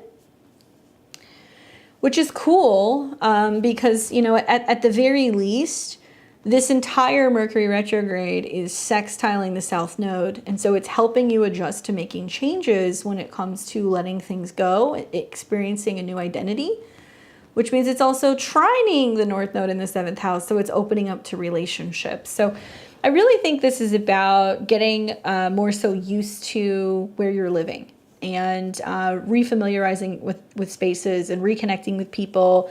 And also, you're going to have so many planets in the 4th house. So I don't know if this is going to be being around family, but the holiday time, you know, Mars, Sun, Mercury, all being in your 4th house is like home, family, responsibility, running around, doing things, and being closer to your relatives. A lot of opportunity to get stuff done. I haven't quite put a video out on this yet on Mars and Capricorn. It's too early. But Mars and Capricorn is going to be exalted.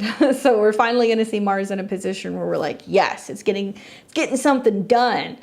So I'm really looking forward to that time. I feel like, especially because Mars is about change and it's about resources, you can make a lot of really big shifts, right? I just started talking to someone, he's back in South Carolina, and I just wonder if love is coming in. Well, in the background, Neptune's on your descendant. So that's something to take into consideration. Whenever an outer planet is within a couple degrees of an angle, it has an impact. The truth is that this is complex because it's not just Neptune on your descendant, it's also coming into Neptune square Neptune. I'm not saying love can't come in, it can, because you're going to have, you know, Jupiter and Uranus on your moon in this next year. You're going to have Jupiter on your North Node, so it's going to be about embracing and growth in relationships. Jupiter's the traditional ruler of your 7th. Can be with people who live in other places, but you got to be really careful with Neptune coming into contact with your 7th house, because it does mean that you can idealize people or see people for what you want them to be, or that you can be dealing with people who are not completely forthcoming or they're kind of elusive. They can have drug or alcohol or mental emotional issues. And so there's a sense of maybe not seeing people so clearly. Talk to anybody who's, you know, other Virgo rising. They'll tell you that they're noticing that there's people who kind of come and go. And even some Libra risings are starting to see this too, because, you know, Neptune's going to kind of creep up to those degrees, and it's going to start to kind of show you where there is some fogginess with others. Relationships, I think, can have opportunities for more so commitment when you're getting the eclipses in Pisces next year. So you'll see that in the fall of 2024, where relationships can get stronger. Don't shy away from relationships at a distance. I definitely think that's very much a thing with this chart.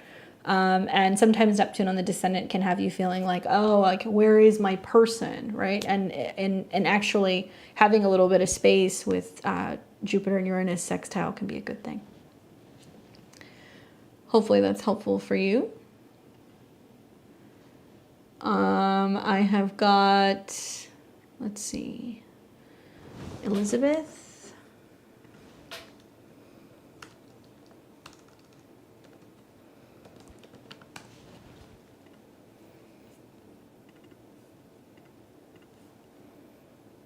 And you are November 14th, 84, 10:56 a.m. Can I have a solar return reading? Anything that stands out, like career or love? So you're in St. Paul. For sure, we'll take a peek at your solar return.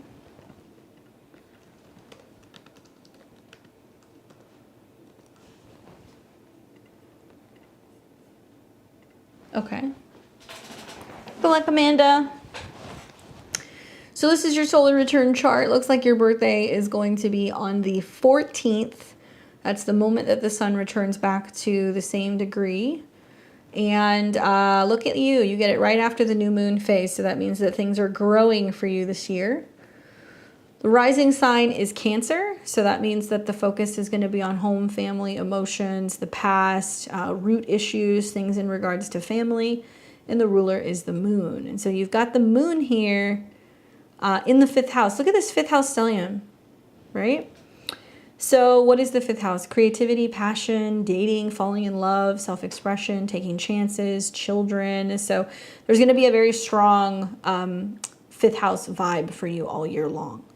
And the sun and Mars are conjunct. So it seems to be talking about your goals in regards to what you're able to possess or purchase or create, or what you're putting value into, maybe what you are, potentially even investing in. I know. This is your solar return chart. So if you haven't seen this, this is where I cast the return of the moment of your birthday, and I can look at it. I also noticed that the sun and the moon trine the ascendant. So the more that you're in touch with your emotions, the more that you're able to have more fun, be more expressive. I would say be really careful with a chart like this, dude. When you have the sun, Mars, and a new moon in the 5th house. I've never seen a new moon chart where somebody had the moon in the 5th house and they don't meet someone or something that they love that year. So if you're single, Sag through Capricorn season is lit. If you're in a relationship, I would say that relationship can, develop even more. But this is like the kind of chart that I see when people have a kid, or they get pregnant within the year, or they launch their own business, or, they end up taking a chance in some way and it ends up developing into something very significant. So it could be a relationship, but Sun rules your 2nd house of finances. Mars rules your 10th house of career. The moon is your chart ruler. So really pay attention to like what's coming up for you in a sense of your passions this year. And there may be things that you're initiating, within this year before you get into 2024 that you'll start to see come full circle within the year. North node in the 10th, career development, but this is also parenting. Like I've got probably about 5 or 6 personal clients who are Cancer risings with these transits right now. They're all currently in the process of having babies. They're all like due right now. There's about 2 or 3 that are like on baby watch at the moment who are already, getting ready to go into labor. So Sun Mars is do it now. So there can be pressure coming in regards to like children, if you have children, taking care of them, or your love life feeling like you got to kind of move something along because there's a goal that you want to achieve. The other thing I would say is that when the moon is in Sagittarius from an emotional perspective, we need travel, we need culture, we need excitement. And that moon is trining the midheaven, slightly more so Chiron in the North Node. So I would say this is about maybe making time or having shifts in your schedule. So you're making time for adventure, for travel, for learning. So if that's something that you're wanting to do, Sagittarius is marketing. So something that maybe you can kind of cut your teeth in if you're wanting to do an online business. Or anything like that, marketing career, start making the time for that in Sagittarius season so you can be on the path to maybe having some of these career changes that you're wanting to have come this spring, right? Around March or April. You'll see that there's going to be eclipses here. We're going to have a retrograde. You could be moving into a new career by May, maybe June. But also working more independently. I've seen a lot of people who have charts like this that they're like, oh, I have my own business. I've launched my own business this year. Especially if you're working for people who might be in the fitness or the travel world. Fitness is going to be 6th house. That's where the moon and Mercury belong. And also Mars is connected to fitness, and Sagittarius is travel. So that's definitely something that I could see you doing. Sometimes I like to throw the natal chart on top of this. This is the secret sauce. And so if you look, your natal Mars in Capricorn moves into conjunct with Pluto. So you can help people with business strategy. This can also be a time where you have a really kind of passionate connection with someone. And it looks like your South Node is coming into conjunction with Ceres. So this can also be nurturing something, nurturing a career, but nurturing another person, nurturing another thing. And then the moon's on your ascendant. You said you're a Cap rising? Okay. So Jupiter and Uranus are going into your 5th house. You can use that over the next year or two as being like, I'm creating my own business and I'm making money doing that. and trying to work with people in terms of like marketing and, you know, helping people with like video stuff and editing and pictures and that stuff. But still, Jupiter, Uranus going in the 5th house is like, those are the energies of unexpected love affairs, lottery wins, pregnancies, that kind of stuff.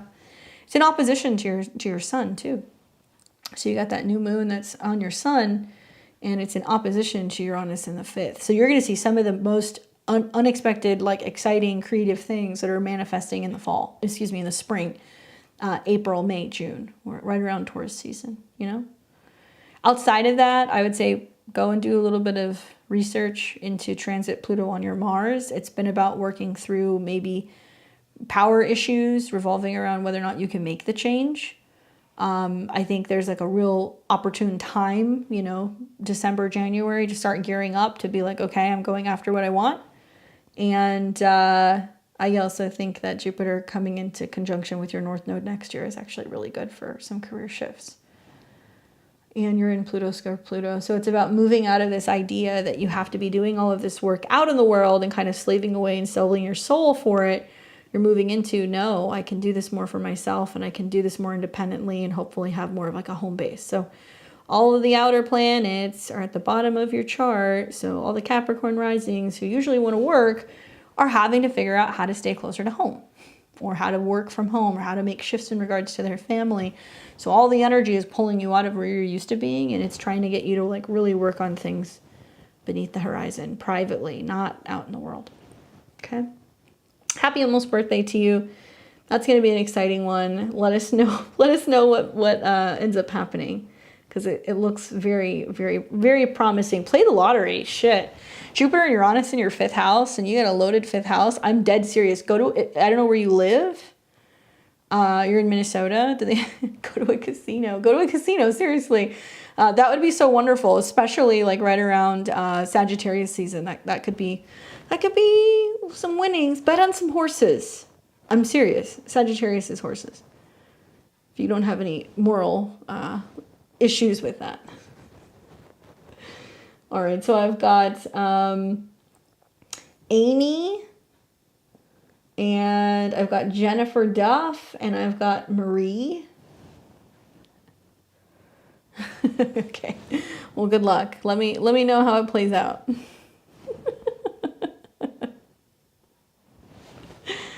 All right, so let's see. So we've got Amy, and then is Jennifer here? I'm confused because you sent me $10, but I don't know what that was for. Okay, so let's see. So we've got Amy, and your question is, okay, there we go. Oh, wrong one. There we go. Okay. You're a Leo rising, sun in Libra, moon in Sag. All right, so this new moon falls directly on my IC. This is a time for career expansion and visibility for me. You told me my birthday last year I needed to be more visible in my client business. Since that time, I've created a website and a YouTube channel presence. Good job. I know this work is part of my life's purpose and what will bring abundance in all form, love, and money. Will it come from? What part of this new moon will play into that narrative? All right.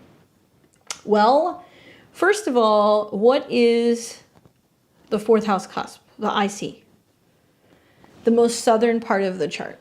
Okay, so this is the roots, this is the gut, this is your family, this is your ancestry, this is your private life.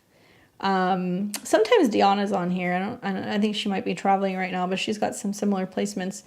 And it's about realizing that she's going to be moving, right? Different chart, but worth mentioning, because when you have a new moon on your IC, you're planting new seeds about a new opportunity, you know, blossoming over the next 6 months when it comes to your home. Well, Mars is in the mix, right? And Mars rules Scorpio, change, transformation, emotions. And also it rules the 9th house. So a couple things could happen. Considering a faraway move, relocating. There could be something going on with family or relatives at afar. There could be something going on in regards to a legal situation with your home. You might consider, you know, traveling or moving abroad, right? These things can all kind of come up. I personally think, because I also see that this new moon in your chart is in conjunct or quincunx your Chiron. It's around wrapping your mind around the bigger picture of what you're healing, and it can be in relation to your home or your family. You know, in the background, Saturn's in your 7th house of relationships, and it's been squaring Neptune, and it's been squaring your moon. So it can be really putting an emphasis on like letting people in who can help support you. This can be friends, this can be partners, this can be counselors, therapists. So you can move through emotional, home and family related things. So that new moon can almost serve with Mars as like piercing something that's like, hey, this has been a problem for a while. We need to deal with this so we can really break through and have more optimism, joy, you know, freedom to travel and kind of like move around. It can mean that you can notice that there's more crime in the neighborhood. Mars or Scorpio can be that.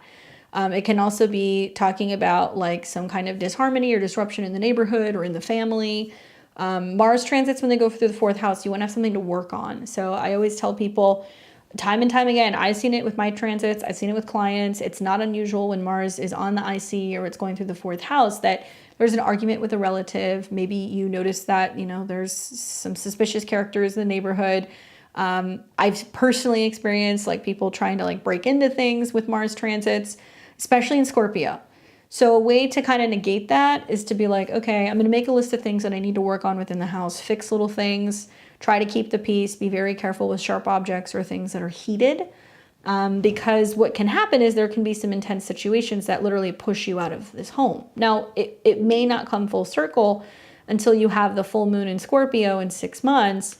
When you have that full moon, it's going to be at 4 degrees and it's going to be conjunct your Mercury, which is going to be about money. So it might mean that you're manifesting more money so you can move into a bigger place, move into a new place, so you can renovate a home, so you can buy new furniture, so you can, you know, afford a nicer place, whatever. Or maybe you're like, hey, I'm like cutting ties with where I've been living. I'm paying too much. Why not relocate to another place that's going to be more affordable? So that new moon is setting that in motion. It does not make any aspects in your chart other than a trine to Saturn, which is your goals, okay? Home goals, family goals, Saturn in Pisces. Maybe it's going to be about finding friends in other places who might encourage you to come visit or relocate. It can also be about friends who are saying, hey, you can stay here until you figure out what you got to do. So in the off chance something gets kind of weird, you have some friends that can support you, and that can be a fallback. But this new moon is in direct opposition to Uranus, which is simply saying there's some big changes that need to happen on the home front and the forefront before you go into some even bigger changes with your status and your career.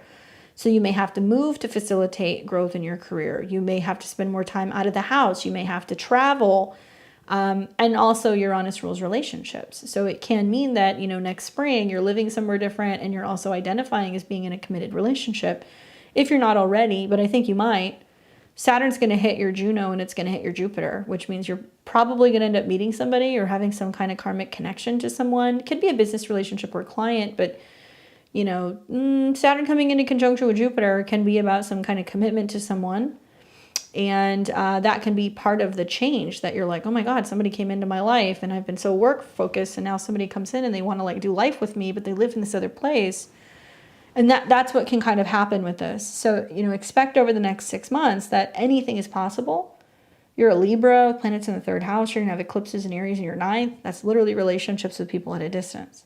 So people will start coming into your life from further away that are either through education, travel, or relationships that are tempting you in, trying to get you to maybe consider making changes with, you know, with where you consider home to be, right? All while you're having South Node go through your 3rd house. So it does pay to be flexible, to be mobile, right? Yeah, it's so funny. Like, I mean, Donna, she would tell you this, but I remember she's a Leo rising. She's a Capricorn. I remember telling her the last 2 or 3 years, I'm like, girl, when you have Uranus come into your 10th house and all these squares, I'm like, you're going to meet somebody. She ended up meeting some dude in Ireland, and she lives in, I think, California. She's been going back and forth between California and Ireland, and now she's like, I think, trying to become like a yoga teacher, and she's like facilitating groups and doing other things and talking about whether or not she's going to relocate and go to be with him or he's going to be with her, and she's been traveling back and forth. It literally manifests as that. So for you, it's about getting you out of the home, right? So I think that it's possible that if you're even just feeling restless and you're like, I just got to go somewhere for a week, right? You could go somewhere and then you'll just meet somebody and this person's going to be like, what's up? Let's make magic happen, you know? And to be honest with you, because you're going to have Saturn hit Ceres, Juno, and Jupiter. I don't like saying this, but you might meet a man that's like a widow. Ceres can be about grief or loss, or you might meet somebody who deals with like estate planning, or maybe they recently went through a separation or a divorce. This isn't me saying that they're like broken, but Ceres, Juno can mean somebody who lost their spouse. So you might meet somebody like that who is like, yeah, you know, I've been there, done that before, and like I'm kind of open to, you know, to trying to date or, you know, meet people or commit again. So I've seen that a lot with that conjunction. Anyway, let me know what happens. Good luck. Is Jennifer here? I feel like Jennifer and Ashley. Those are the two people that sent me two different amounts, and I just want to make sure that if you are here, you have the option to pay the difference. Otherwise, I will refund you. So Jennifer and Ashley, are you guys here? Let me know. The Saturn Ceres conjunction has been about menopause. Interesting. Very interesting. So the I guess grieving, right, process. It's feminine, so that makes sense. And it is 6th house to your sun, so that makes sense as well. Okay, so I'm waiting to hear from Jennifer and Ashley. So until then, I've got Marie. Maybe it was, but they have questions here, so I'm trying to figure out who they are. So I'm going to take Marie, Leah, Elsa, and Herbalife until I hear from Jennifer and Ashley. All right, so we're going to take Marie. Which is Ashley. It was 55. Okay, no worries. You can send that. All right, so let's talk to Marie. Let's open her chart.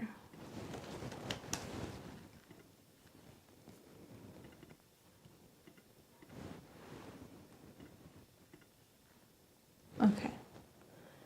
There she is. What's up, Marie? Okay, so Marie says, May 24th, 81. No, this is the wrong Marie. Hold on a second. Wrong Marie.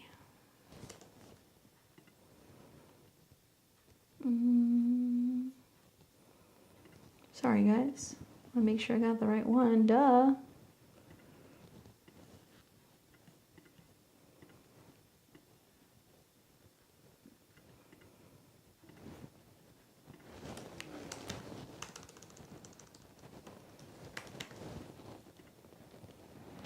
Okay, May 24th, 81. And that was at 4:40 p.m. All right. And if you guys can, if you guys have not already, please give me a thumbs up and like the stream. Make sure you're subscribed. I would appreciate it. All right, so we have got Marie here. Now we got her info. I have questions about Mars-Uranus situation in my chart. I feel my relationship will finally end. What do you think can happen? I had a reading about you a while ago here and can't remember if you touched on that. If you see anything else worth mentioning, I got you. All right, so let's take a look. Exalta, we did your reading. You'll be able to watch in the replay when this is over, but we did your reading in the beginning. Let's see. So Mars-Uranus. So you've got Uranus that's in a square to Mars, and the new moon is T-squaring that. Okay, gotcha. Okay, so basically, you know, Uranus, when it's anywhere from 17 to about maybe 21, 22 degrees, it is definitely squaring your Mars. What is Mars? Action, passion, heat, aggression, conflict, masculine energy. And Mars in Aquarius is like a don't tell me what to do energy, okay? It's very clear with your Sun, Mercury, and Mars conjunction with the South Node that you have a lot of really interesting relationships with people. And I don't know if this is like you do relationships differently, or you're bringing in people who are a little bit shocking and rebellious. But that's just generally with that stellium of planets in the 7th house. Usually Sun conjunct the South Node there means that you're carrying that over from past life and that you attract those kind of people. Anyway, yeah, Uranus, when it's in a square with Mars, is a Mars-like energy. It's putting pressure down on Mars. So think of Mars in the 7th house as somebody else's behavior, somebody else's actions. Mars rules your 5th house of younger people, romance, and children. It also can be connected to friends. And Uranus is squaring or coming into a square with your Sun. Oh, hold on. Is this the right information? Oh, May 24th. I apologize. She's like, is this right? My bad. Here we go. Different chart.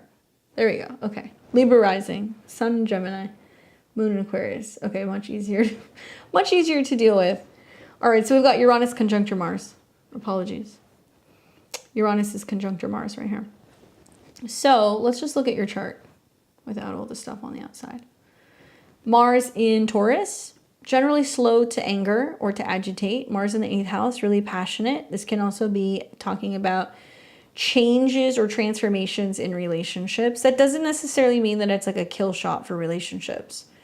Uranus coming into conjunction with Mars basically means that there is going to be less of a likelihood of staying cool, calm, and collected with relationships, and you're going to see something kind of wild break out about it. Uranus rules your 5th house of romance, pleasure, creativity, and children. So if anything, I feel like changes in relationships stem from the fact that you may not feel like you're getting what you need romantically from another person. That's kind of the feeling that I'm getting there. There can be disruptions in relationships over money and resources and value issues. Mars is really closely intertwined with Chiron, so there's already some kind of hidden or subconscious healing that needs to be done revolving around relationships as well.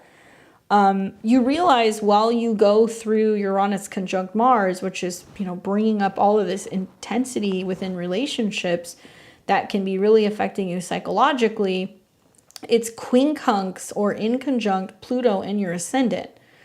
Have you noticed that not properly dealing with frustration or conflict or agitation is bringing about like meltdowns?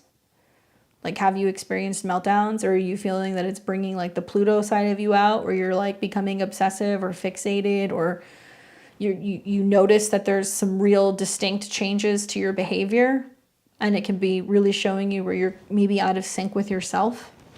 That's kind of the vibe that I'm getting. Uranus will stay in conjunction to your Mars off and on for really the next year. So it's retrograding over your Mars, which means you're reflecting on whether or not the relationship stuff is going to change. You are also still having eclipses that are taking place in your 7th house. Endings of relationships, in my opinion, I have found are more so closely tied to the 12th to the 7th. So that's your 6th house. So Jupiter, Neptune themes. Well, where is Jupiter right now? Jupiter is in Taurus.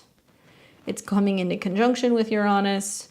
So does something need to end right now? No, not necessarily. I want my husband to leave her, and he won't, I'm going to assume.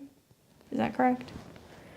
So here's a whole other side to this then, right? Because the lovers of other people is the 11th house. So I don't know if you're alluding to the fact that like there's something going on with another person, or, wanting them to leave you. I don't know. You said her. Are you talking about another person or where you're living? But 8th house is secrets.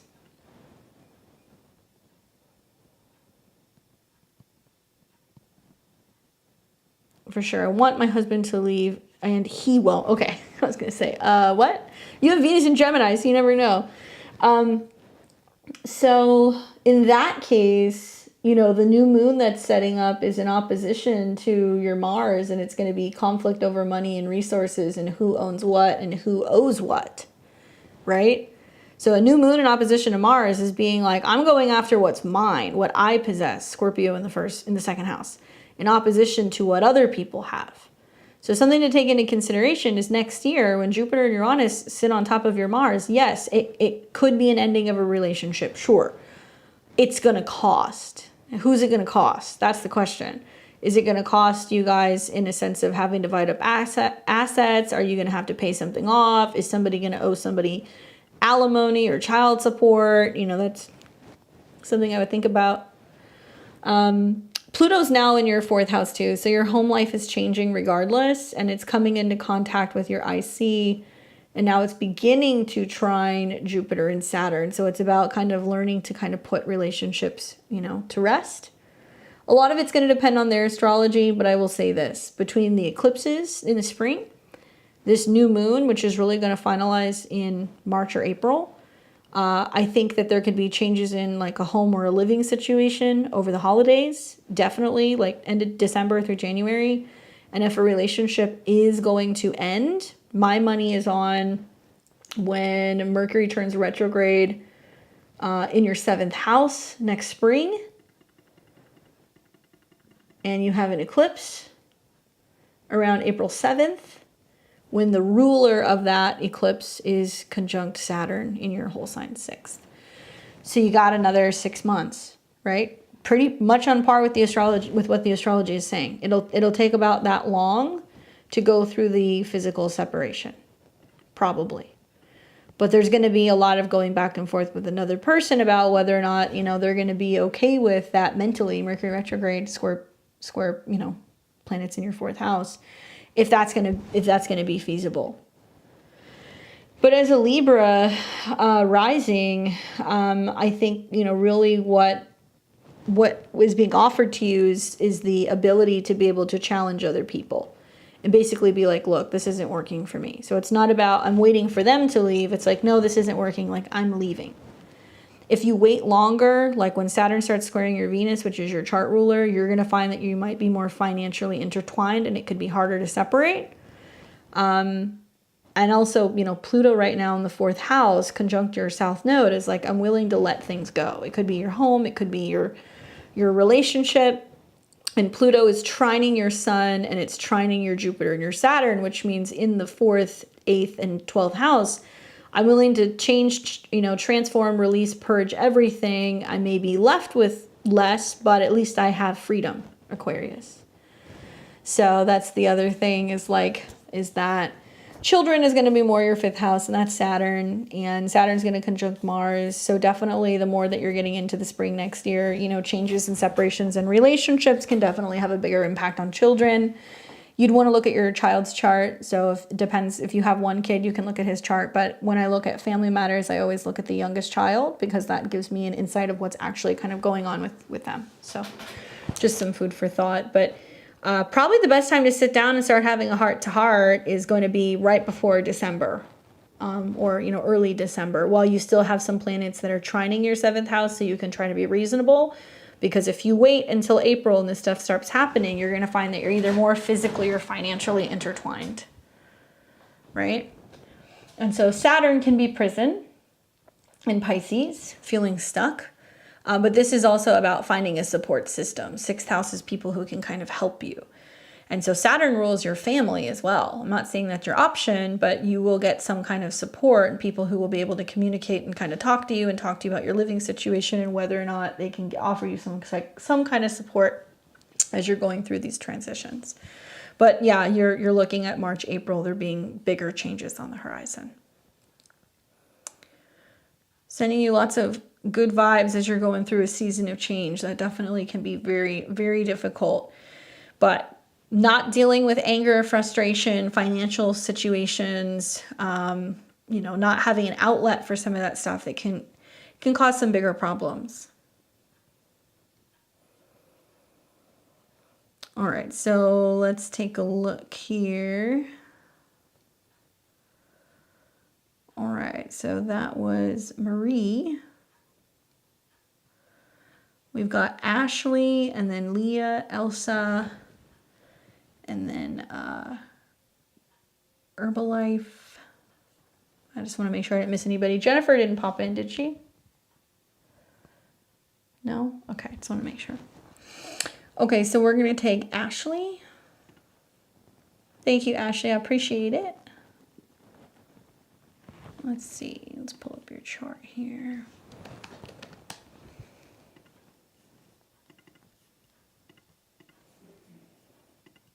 This is for Ashley F. November 14th, 1996, 7:51 p.m. in Buffalo. So happy almost birthday to you, Ashley. Anything standing out for my solar return? Things have been kind of isolating and tough right now while healing from a breakup. I hope I get myself out there in the next year.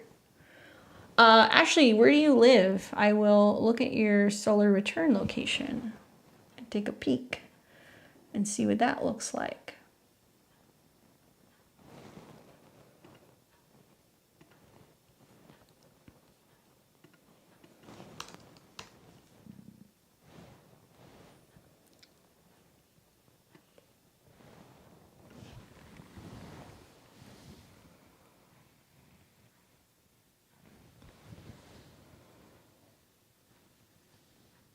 I just need the city and the state, and then I can cast that chart for you.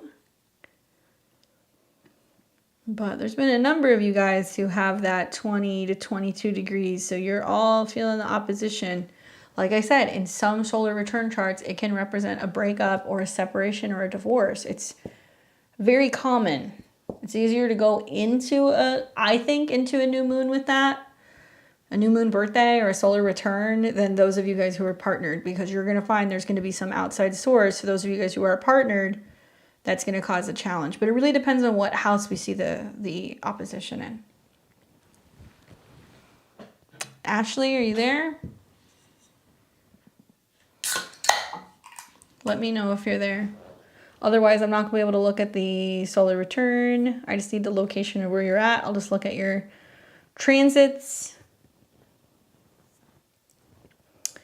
So let's look at the day of your birthday. So that'll be the 14th. And it looks like it's going to be 2250 something. 56.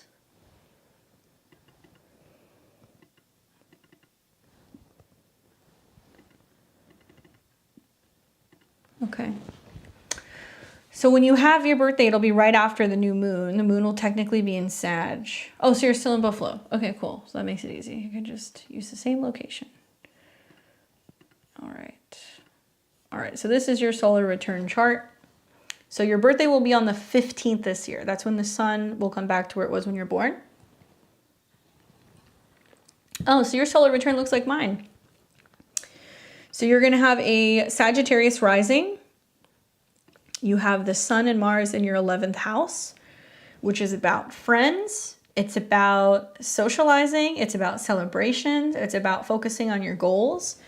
The sun is connected to the whole sign 9th house, so it can also be about travel. So some of your travel goals might be fulfilled this year, spending more time taking action with other people. There can be lots of opportunities for socializing and get-togethers and hosting and having people in your space and spending time with family because of Mars's connection to the 4th house. Now, the moon is on the ascendant. So you're going to be feeling a little bit more emotional this year, but the moon in a fire sign, it needs an outlet. It needs to take action in some way. So it might mean that you're like, I feel like I need to travel more. I feel more expressive. And the moon is actually going to be at 19 degrees. So this is talking about a new relationship with yourself, getting in touch with emotional changes within yourself. And you might be feeling like you want to make some changes maybe, or some shifts to your appearance. But 19 degrees is like an aesthetic degree. So it's about, you know, your makeup, your hair, how you dress. And maybe taking a little bit more of like a chance, or maybe you're dressing in a way that's like allowing you to be like a little bit more kind of like bohemian. That could be Sagittarius. The moon does trine the North Node, and that's really nice because it means that you're learning to feel more comfortable being at home with yourself, or maybe putting your own personal style in your home. North Node in the 4th house is about home, family, roots. And really for me, Jupiter is a big factor because Jupiter rules Sagittarius.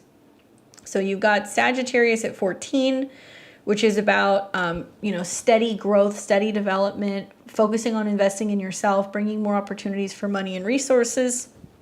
and Jupiter is the ruler. It's retrograde in your 5th house, which means you're reevaluating how you feel about dating, how you feel about love, romance. There can be reconnections or karmic connections with people for you.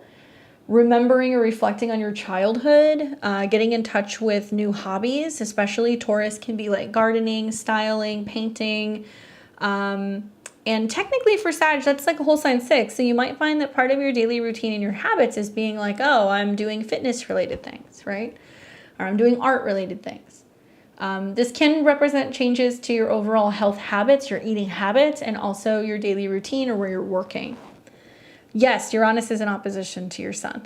So I think the other thing to take into consideration is that this can be basically saying there is a anything goes. There can be some sense of unexpected shocks and surprises, especially with 5th house matters. So you might unexpectedly meet somebody, fall in love. You might unexpectedly come into some money. You might make an investment in something that really pays off. It can also mean that there is like a breakthrough in terms of your abilities with self-expression. But, you know, Jupiter is a feminine sign in Taurus. You've also got Uranus that's at a Scorpio degree. So both of these are Scorpio degrees. So it's about working through fears, maybe revolving around love and vulnerability. Man, there's a couple of things that I see in a chart. When I see the chart ruler in the 5th house, it's like love and babies. When I see the moon on the ascendant, that can also be an indication of pregnancy, fulfillment, something kind of coming to completion, some awareness about how you feel about something, but it can also be about pregnancy. So I see this a couple different ways. So I would just say maybe it's that you're just really open to new relationships and relationship harmony. Maybe it's that you're really wanting to be more creative and more romantic. Maybe you want to launch your own business. I don't know. But yeah, baby stuff is very strong in this chart. So just be mindful of that. And lots of getting together and being around other people. The more that you're having connections with others and like an awareness of your goal, you're going to see there's going to be a lot more fulfillment for you in this next year. And, you know, Venus also moves to the angle on your charts, conjunct the midheaven. I've seen some clients who have these transits and it's like they suddenly meet somebody unexpectedly and it's like a whirlwind transit. And then within 6 months to a year, they're like, we're getting married. So I'm not saying that will happen. You need to see it in a couple different things in your transits, but that could happen. You could find yourself in a pretty significant committed relationship by around fall of next year. And when we throw your natal on top of this, the North Node moves to your Venus, so you are identifying in a relationship. Mars conjuncts Juno. You are pushing for some kind of union. You know, you've got Juno, Saturn in the South Node in the 4th, so there's something kind of coming through in terms of relationship and partnership. And you've got Moon and Jupiter on your point of fortune. Girl! I kind of feel inclined to tell you, this seems to me it was just like whatever you just cleared out, you cleared out because something better is coming. And sometimes you see that with Uranus in opposition to the sun. You know, it's really hard dealing with men during that transit. As a woman, it's hard dealing with men during that transit because they're just very, very rebellious. That's what Uranus is. And it can manifest for you as male friends because it's in the 11th house. It could be a relationship to a Taurus. And your sun is at 22, so it's about working through issues revolving around relationships with other people. You're welcome. It does get a lot better. You're going to see this, especially, you know, opportunities really start to kind of shift right around as early as Christmas. You're going to have a really sweet retrograde through this part of your chart. It might help you kind of feel more confident in healing from the previous relationship so you can move on to the next best thing. Watch those eclipses conjunct your Juno. You might meet someone. Okay? Good luck. Happy birthday. I hope it goes well. We've got Leah. Thank you guys for your patience. I appreciate it. I know sometimes these can take a little bit longer. We'll have Leah, Elsa, and then Herbalife.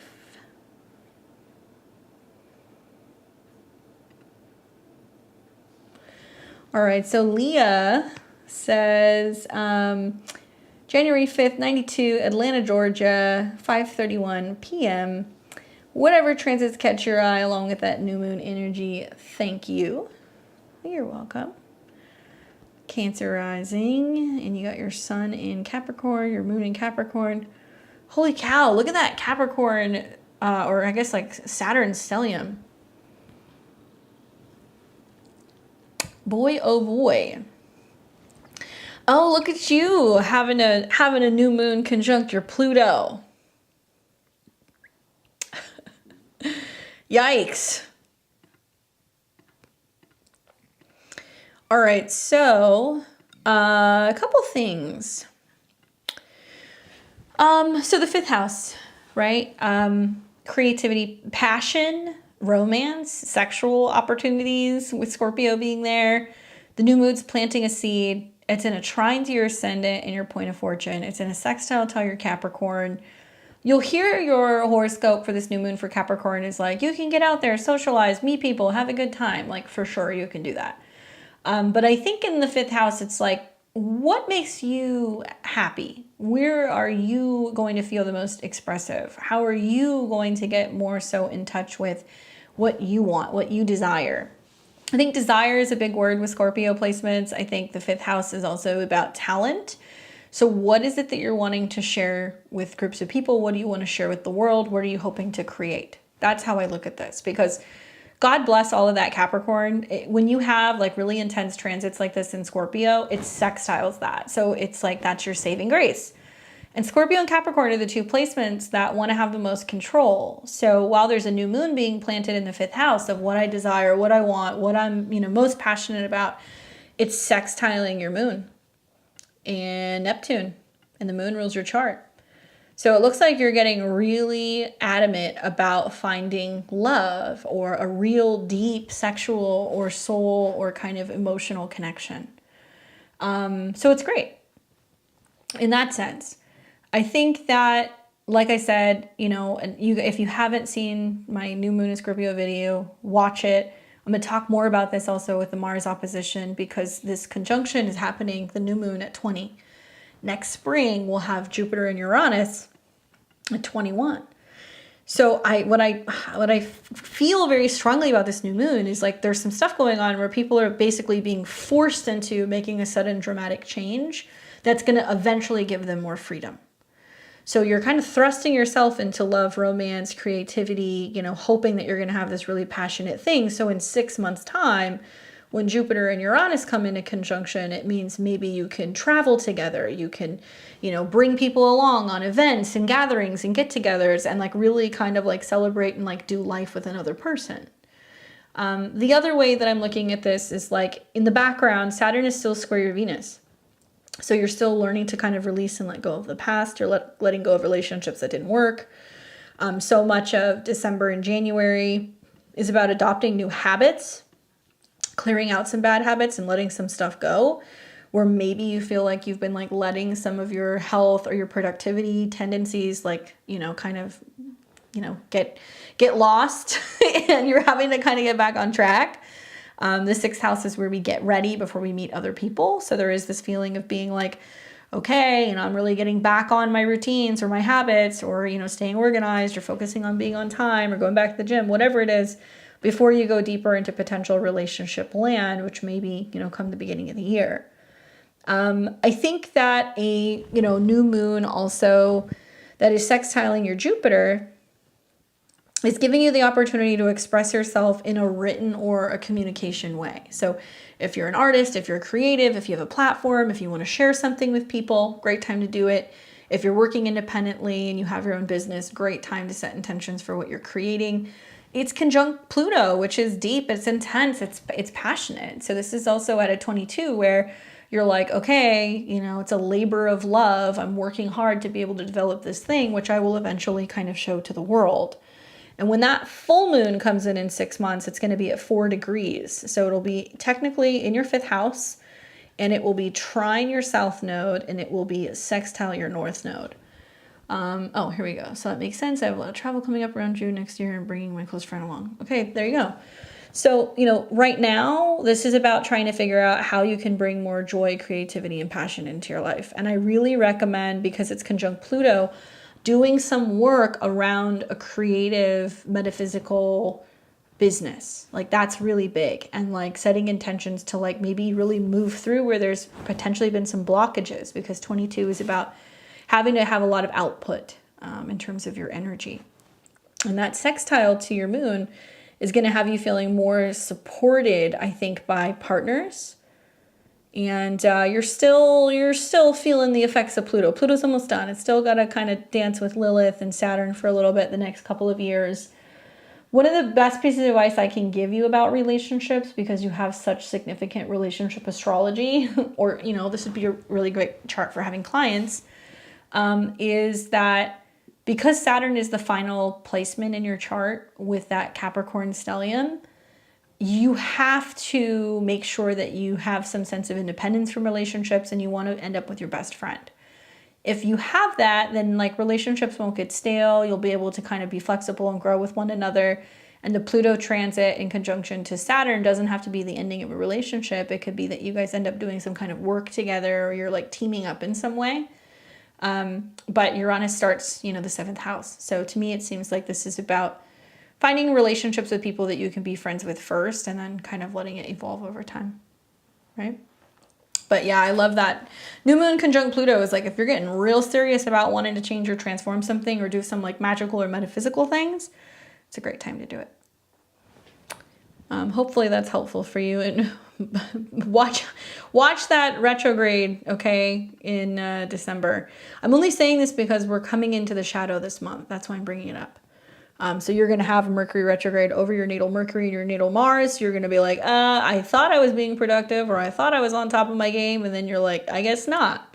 Unless you're planning on taking time off and not doing work or taking a break at the end of the year. That's a little different. But this seems like it could throw you for a bit of a tailspin in regards to scheduling changes or productivity or health related changes here. Okay. Good luck. We've got Elsa. And then Herbalife.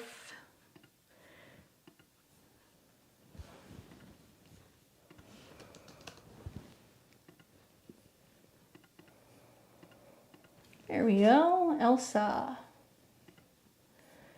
So Elsa says December 2nd, 1970, 8:45 p.m. And we're going to be doing Synastry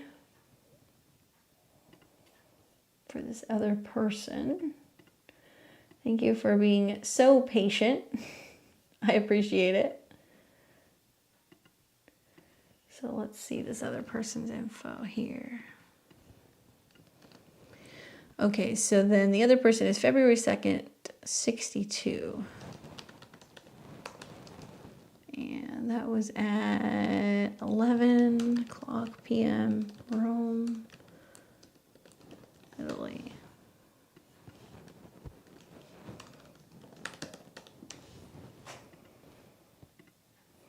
Okay, so we've got your chart, Leo rising, Sun in Sag, Moon in Aquarius, and then we've got Gianni's chart, and they are Libra rising and Moon in Capricorn, Sun in Aquarius. Okay, so let's get to your question.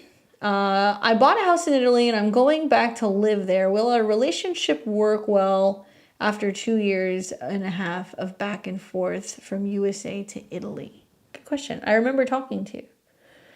So you got the house. Okay, so a couple of things. I want to talk more about this person's chart.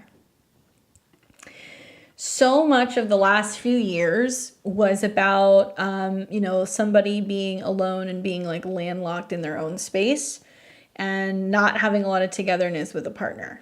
Okay, so now you're coming out of that. So it makes sense now you're able to kind of come together. Like Libra risings are supposed to be experiencing changes with their living situation, trying to get settled sometime between, really November and let's say January, February. So that seems to be the theme here. I will say, especially in February, that's when the pieces really start to come together. And I don't know if that's when they're feeling like a little bit more settled. With a stellium in the 4th house, even though they're in Aquarius, this person is very reluctant to move, or, you know, they like to stay in one place, right? They don't really like to like leave. They're really sensitive about their place. They kind of like to run the house. In the back of my mind, I'm thinking about eclipses in the 7th for Gianni. So it's about, you know, working with a partner and a partner being more assertive. And I'm also thinking about the fact that the South Node's going through Libra. So they're having to learn to kind of like make some sacrifices and meet people halfway. Pluto's about to hit Mars. And that's the big thing that I'm not going to say concerns me, but like for the next year, Pluto, which represents money and resources, will conjunct Mars, which is the ruler of the 7th house. So there can be lots of intense conversations, quarrels, conflicts, challenges revolving around who bought what, who owns what, who pays for what. So just be mindful, that's going to be a hot button topic. Does that mean it needs to end? No. Have you noticed that this person has, like, do they have a temper?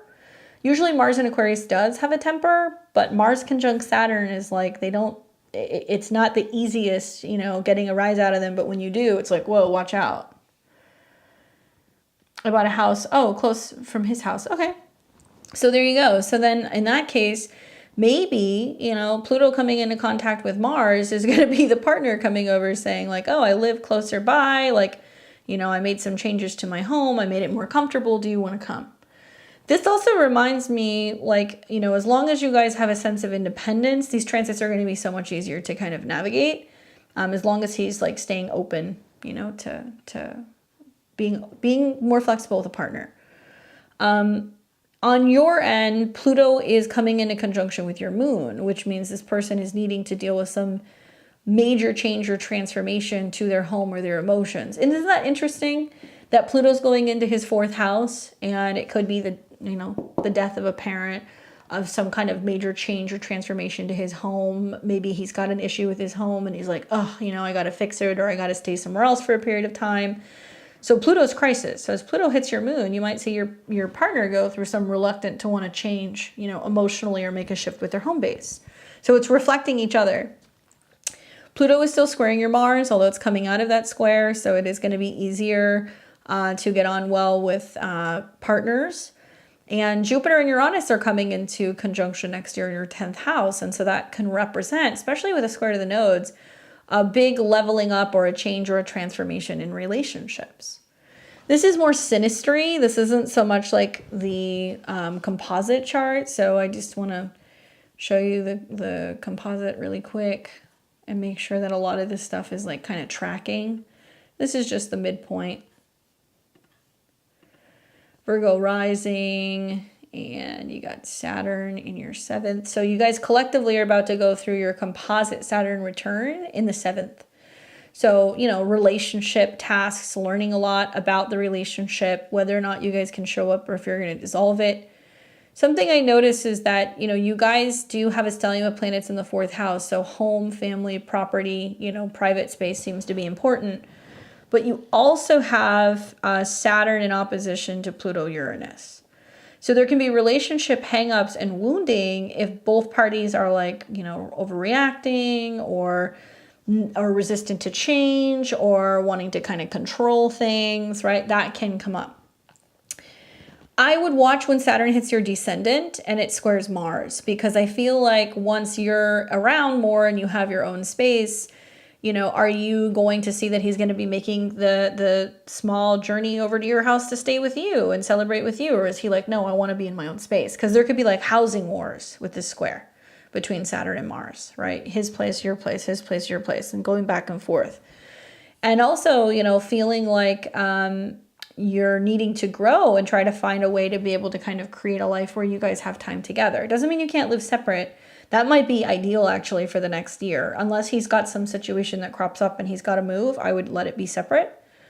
I don't know when you're going to be around him or seeing him next, but I also think about this Mercury retrograde that's going to be happening, that's going to be over your guys' composite Jupiter, which is about positive things in regards to your relationship, and Venus, which is about, you know, your love for one another and reconnecting. So I do feel like there's going to be a lot of happy times together, being able to spend time together, especially towards the end of the year, talking more about, you know, what can be accomplished in your relationship now that you're closer. Maybe it opens the door in the next year to being like, you know, will one of us potentially consider living with another one? Maybe. You know, that retrograde over your Venus it's important to really be putting the relationship first.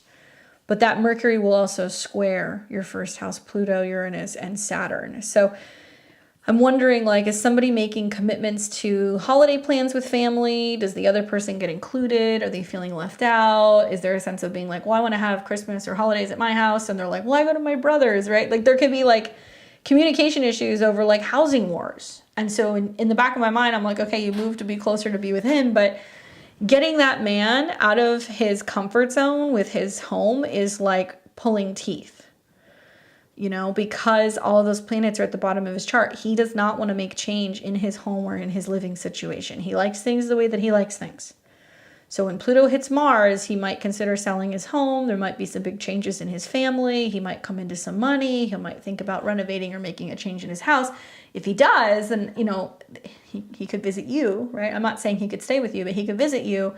And that would be a nice way to use these squares and kind of like playing house and getting him out of his comfort zone. He's going to have to do it one way or another. Pluto's going to hit Mars and it's going to hit Saturn. So I think that that's going to be about some really heavy responsibility for one of his parents that are going to come through, unless he's deciding to completely upend and renovate his space or make big changes with his home life. Do I think the relationship is necessarily going to end? No, but you know, Saturn definitely, especially if your composite Saturn is in the 7th, having your composite Saturn return is kind of a big deal. So I do feel like, you know, you want to know when Saturn is retrograding over your descendant. So that's going to be right around October. And it's going to first enter and come into conjunction with your descendant the beginning of April. So the beginning of April and also October are going to be big turning points in this particular relationship. And no, he doesn't want to get out of his house. If you don't care, that's fine. Just watch that there's going to be situations outside of him that are going to create some kind of conflict that's going to be trying to get him out of his home. So the key here, I think, is, you know, being that motivator, right? Aries in his 7th house, being like, yeah, you got this. Go and do it. Go and do your thing. And like, you're going to be running around being independent. That I don't really think it's going to be an issue. And the real finale will be when Saturn comes into conjunction with Saturn. And also, you guys are going to have an eclipse that's going to be conjunct your Saturn next year. So actually, that's probably going to be the turning point. Right here. September 17th, 2024. Saturn on the descendant, retrograde, so thinking about the relationship, and then the eclipse is going to be right on your Saturn. So mark mid-September, that's going to be the turning point. And at the time, Mercury will be, you know, in Virgo and it's in opposition. So it's being like, hi, can we get through some of these like issues, some of these emotional issues, some of these blockages? You know, what can we do to move through these blockages? And it might be that somebody's having like some emotional or psychological things that are kind of coming up at that time. Okay. 7th house can be a good time to get a relationship counselor. If you guys are really committed to working through it. Sometimes like Chiron, Saturn in the 7th is like going and talking to, you know, a healer or a practitioner or a doctor or a therapist, psychologist, whatever. That can be really helpful in helping you guys find ways to better kind of communicate. Right. But yeah, good luck getting that man out of the house. Good luck. That 4th house is like a shell and he does not leave. Come back and definitely let me know what's going on with these transits, Elsa, because what you're going to see with Pluto on your moon is that, you know, he has to get out of old emotional conditioning. Well, Pluto moon is going to feel like a bit of a crisis for you in regards to your relationship. But the truth is that I don't see it being a make or break situation for you. Jupiter is going to oppose your sun, and Jupiter and Uranus are going to come together next year. So, you know, I would say that if there's going to be a turning point, the ball is in your court. It's about you making the decision to go, no, I'm cutting this. I'm turning this loose. Not necessarily them. It'll be more so up to you because the North Node is in their 7th house. So it's going to be about you taking action. I don't think you have to wait till September. I think you'll see when Jupiter and Uranus come into conjunction, it's like, okay, where is this going? What are we doing? What are we working on together? So, you know, he has to be willing to get out of his own way. That seems to be the problem right now, more than anything.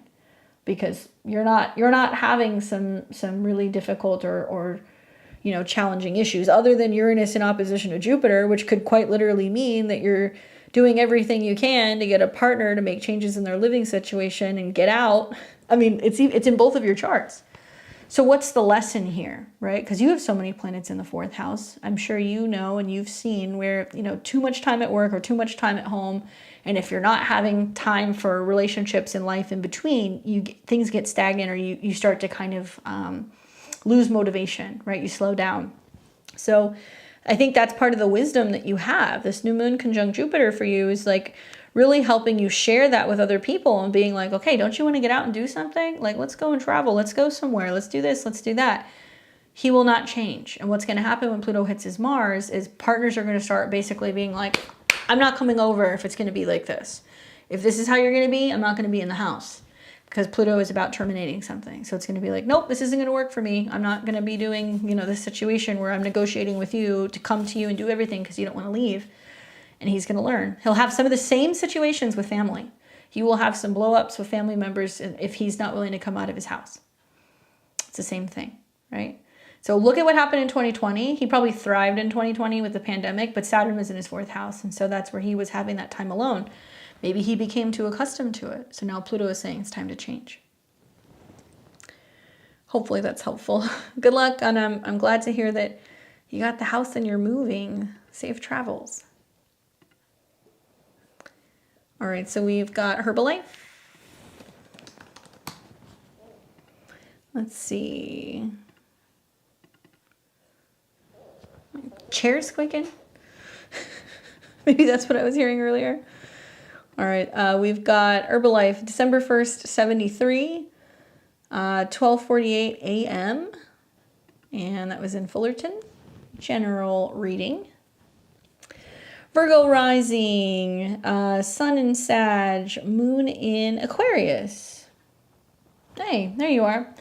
I just did a deep healing with a great emphasis on my feminine. I feel like I walked into a new world and perspectives changed so much. I can see my career and love. You're really welcome. All right, well, I'm glad to hear that you're doing your healing work. That's so important. Look at this, Uranus in opposition to your Mercury, your chart ruler. Deep, profound psychological shifts and change about the way you see yourself, your value, your resources, and like very quick, sudden changes or healing can happen in the 8th house. Saturn's also direct now in your 6th as well. So it's like, okay, I know what I need to do to keep up with my spiritual maintenance and my upkeep. I like it. I'm glad to hear that you're so positive and optimistic in the mix of what's been like a Saturn square Neptune, Saturn square Sun. You will come out of that square going into the new year, and really it's about maintaining and being consistent with your boundaries, spiritual boundaries in Pisces, your routine, and your habits. So I think of like Saturn in the 6th house as like learning to take time to rest, being mindful of time management, paying attention to vibes and the effect that other people who you might be working around have on you, your physical and your mental health. And it's interesting that you said that you were doing a lot of work in healing or working with your feminine. You have a lot of planets in masculine signs. You have Saturn in Cancer, and you've got Venus in Capricorn. Okay, Mercury in Scorpio. But Virgo is masculine, Aquarius is masculine, Sag is masculine, and the North Node is coming into conjunction with Mars. So I don't know if this means that you're just in this season of transformation, or if this is more about you being like, okay, I am channeling the feminine so I can bring in a divine masculine counterpart. The North and the South Node are squaring Venus. Maybe that could be the feminine energy where you're like, okay, I'm getting in touch with my divine kind of traditional nature. Venus in Capricorn is very practical, very traditional, very down to earth, especially in the 4th house. It's really wanting to create a beautiful home, and it's about tradition and feeling secure. So it's interesting to have the North Node on Mars where it's like bringing in masculine energy, and maybe it's through kind of balancing out femininity that you're calling in partnerships or support systems with people who are going to like fight for you or show up for you, right? And you're coming into your Chiron return. You've kind of been in the midst of it. So we always have that at some point in our 50s where we go through big changes and transformation in regards to healing. And so Chiron and healing is healing ourselves. Seventh house is, healing in regards to relationships. Cusp of the eighth, so it can be about some deep-seated issues with vulnerability, intimacy, sex, resources. And so I'm glad to hear that you're moving through it pretty smoothly. Perhaps there's even more of this that's going to be, coming up, especially when you get into Capricorn season, because there's going to be a number of trines to Jupiter and Uranus in your eighth. So it might be about dealing with ancestral work and connecting to your roots and your past and your lineage. I keep thinking about, as all my Virgo risings who have a lot of Sag in their chart, that this Mercury retrograde is going to be really interesting because it's going to be about reflecting on the home, the womb, motherhood, mothering, your relationship to mom, nurturing, where you come from, because Mercury is your ruler and it'll go retrograde in your fourth, but it's going to go retrograde in conjunction to your IC, and also, it'll be close to your other planets in Sag, but it won't touch them. So watch for returning home, reconnecting with your past or your lineage in some way. It might mean that you go and visit family. It might mean that you clean out something in your house, right? I intimidate men, so I thought I needed to be more feminine. Well, you can have both. You have Mars square Venus. That's what it is. And you have Mars in opposition to Uranus, which is funny because Mars is at home in Aries, so that is a masculine placement. But in opposition to Uranus is like, I don't need you, I can do it myself, and I'll show you. But the square to Venus is actually saying there's a way to channel that energy where it's like, it's not about competitiveness or producing more or kind of like, upping somebody else. It's being like, no, I can do this in a strong feminine way where I'm holding down the fort, where I'm protecting people, healing people, providing for home and shelter or resources. Venus in Capricorn in the fourth is a really odd placement. And I have that same placement. Really, Venus in the fourth is about bringing beauty to home. But you have Venus in a Saturn sign, which means you show love in a little bit more of like a bossy way. It's like, hey, take this, do this. Let me fix this for you. Clean this up, take care of that. So I think you're learning that if you're focusing your energy more on creating like this home base or this space for you to thrive and really do what Venus wants to do, you're allowing masculine energy to come in and do their own thing. You're learning to be more productive with what you've got going on within your home and your private life, rather than seeing it as something that is threatening or challenging to kind of like partners, right? Eclipse is coming in your seventh house next year. The Aries eclipses are going to be there. Chiron's going to come back to Chiron. You're going to see fall eclipses that are going to be in your seventh house, which is bringing in relationships. So this to me seems like the season of kind of getting everything in order, both emotionally, but as well as home, before you start going into big shifts in regards to your relationships with other people. If you're currently in a relationship, it's about, further development, commitment to those people. If you're not, it can be about meeting people and finding people who are kind of now supporting this kind of lifestyle that you're trying to kind of create, basically, right? And in the background, an eclipse conjunct Mercury, a new moon conjunct Mercury. So this is going to be in a couple days. And my advice is, when you have a new moon in your second house, you're investing in yourself. You're focusing on resources. What can I achieve? What do I want? But your chart ruler, this is a very potent time to be like, I'm going to write down my goals. I'm going after what I want. Second house is not just money and self-esteem, it's pleasure. So there's a lot of like, what do I want in regards to pleasure? What's going to make me feel the happiest? Right on top of your Mercury at 19. So it's, what am I giving myself? But equally, do I have to do it all by myself? Can I let other people help me? So a lot of this is also about creating that space to let that masculine energy in, so you don't feel like you have to be, projecting that, basically, right? If that makes sense. I love that. I'm single mom of 4, so I've been trying to create a sacred space for that. Yeah. For them, excuse me. Yeah. I love that you have Moon and Jupiter in your 5th house and it trines Pluto. You are probably such a fun mom. And watch for the home changes that are going to be taking place here, okay? And now Pluto in your 5th house, you're taking things revolving around children very seriously, right? Or you're taking having fun or expressing yourself or working through childhood issues very seriously. Seems to be a big move for you right now. So good moves on that. Set intentions for that new moon. Please write down everything in the right now as if things are already happening. Burn it, all right? Or dissolve it in water, Scorpio. And then watch what happens. Give it about 6 months. You're going to see there's going to be some huge shifts where you're going to start really feeling a lot more financial and also relationship support in the spring. Hopefully that's helpful for you. Okay, I'm going to ask one more time. Is Jennifer here? Is she here? Is she not here? I'm pretty sure we got everybody else. Did I miss anybody? Unfortunately, readings are closed. We closed them a little bit ago. But we are here every Friday. So Friday nights we're here 5 o'clock p.m. Pacific, 8 p.m. Eastern. This week we did astrology, but we're going to be back on next Friday, I think. Yeah, it's not Thanksgiving yet. We're going to be back next Friday. We're going to be doing a tarot readings. So if you guys want to catch me there, you can. Make sure you're subscribed. If you haven't already, click the bell button below so that way you're alerted as when we have new videos coming out. Sunday we're going to talk about Mars opposed Uranus. I've also got a full moon in Gemini video that's coming. So you guys have lots of information about navigating these wild and wacky times. If you guys like my content, you want to see more of it, you can head over to my website. You can sign up for my newsletter. I teach astrology. Sometimes I have webinars. I also teach tarot. And if you guys want to book a personal one-on-one reading with me and go a little bit deeper, all of my offers are there.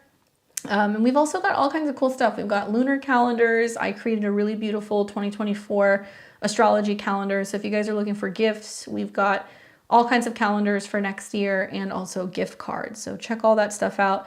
Sign up for my newsletter because we're going to have sales for Black Friday later this month. We're going to put some stuff on sale.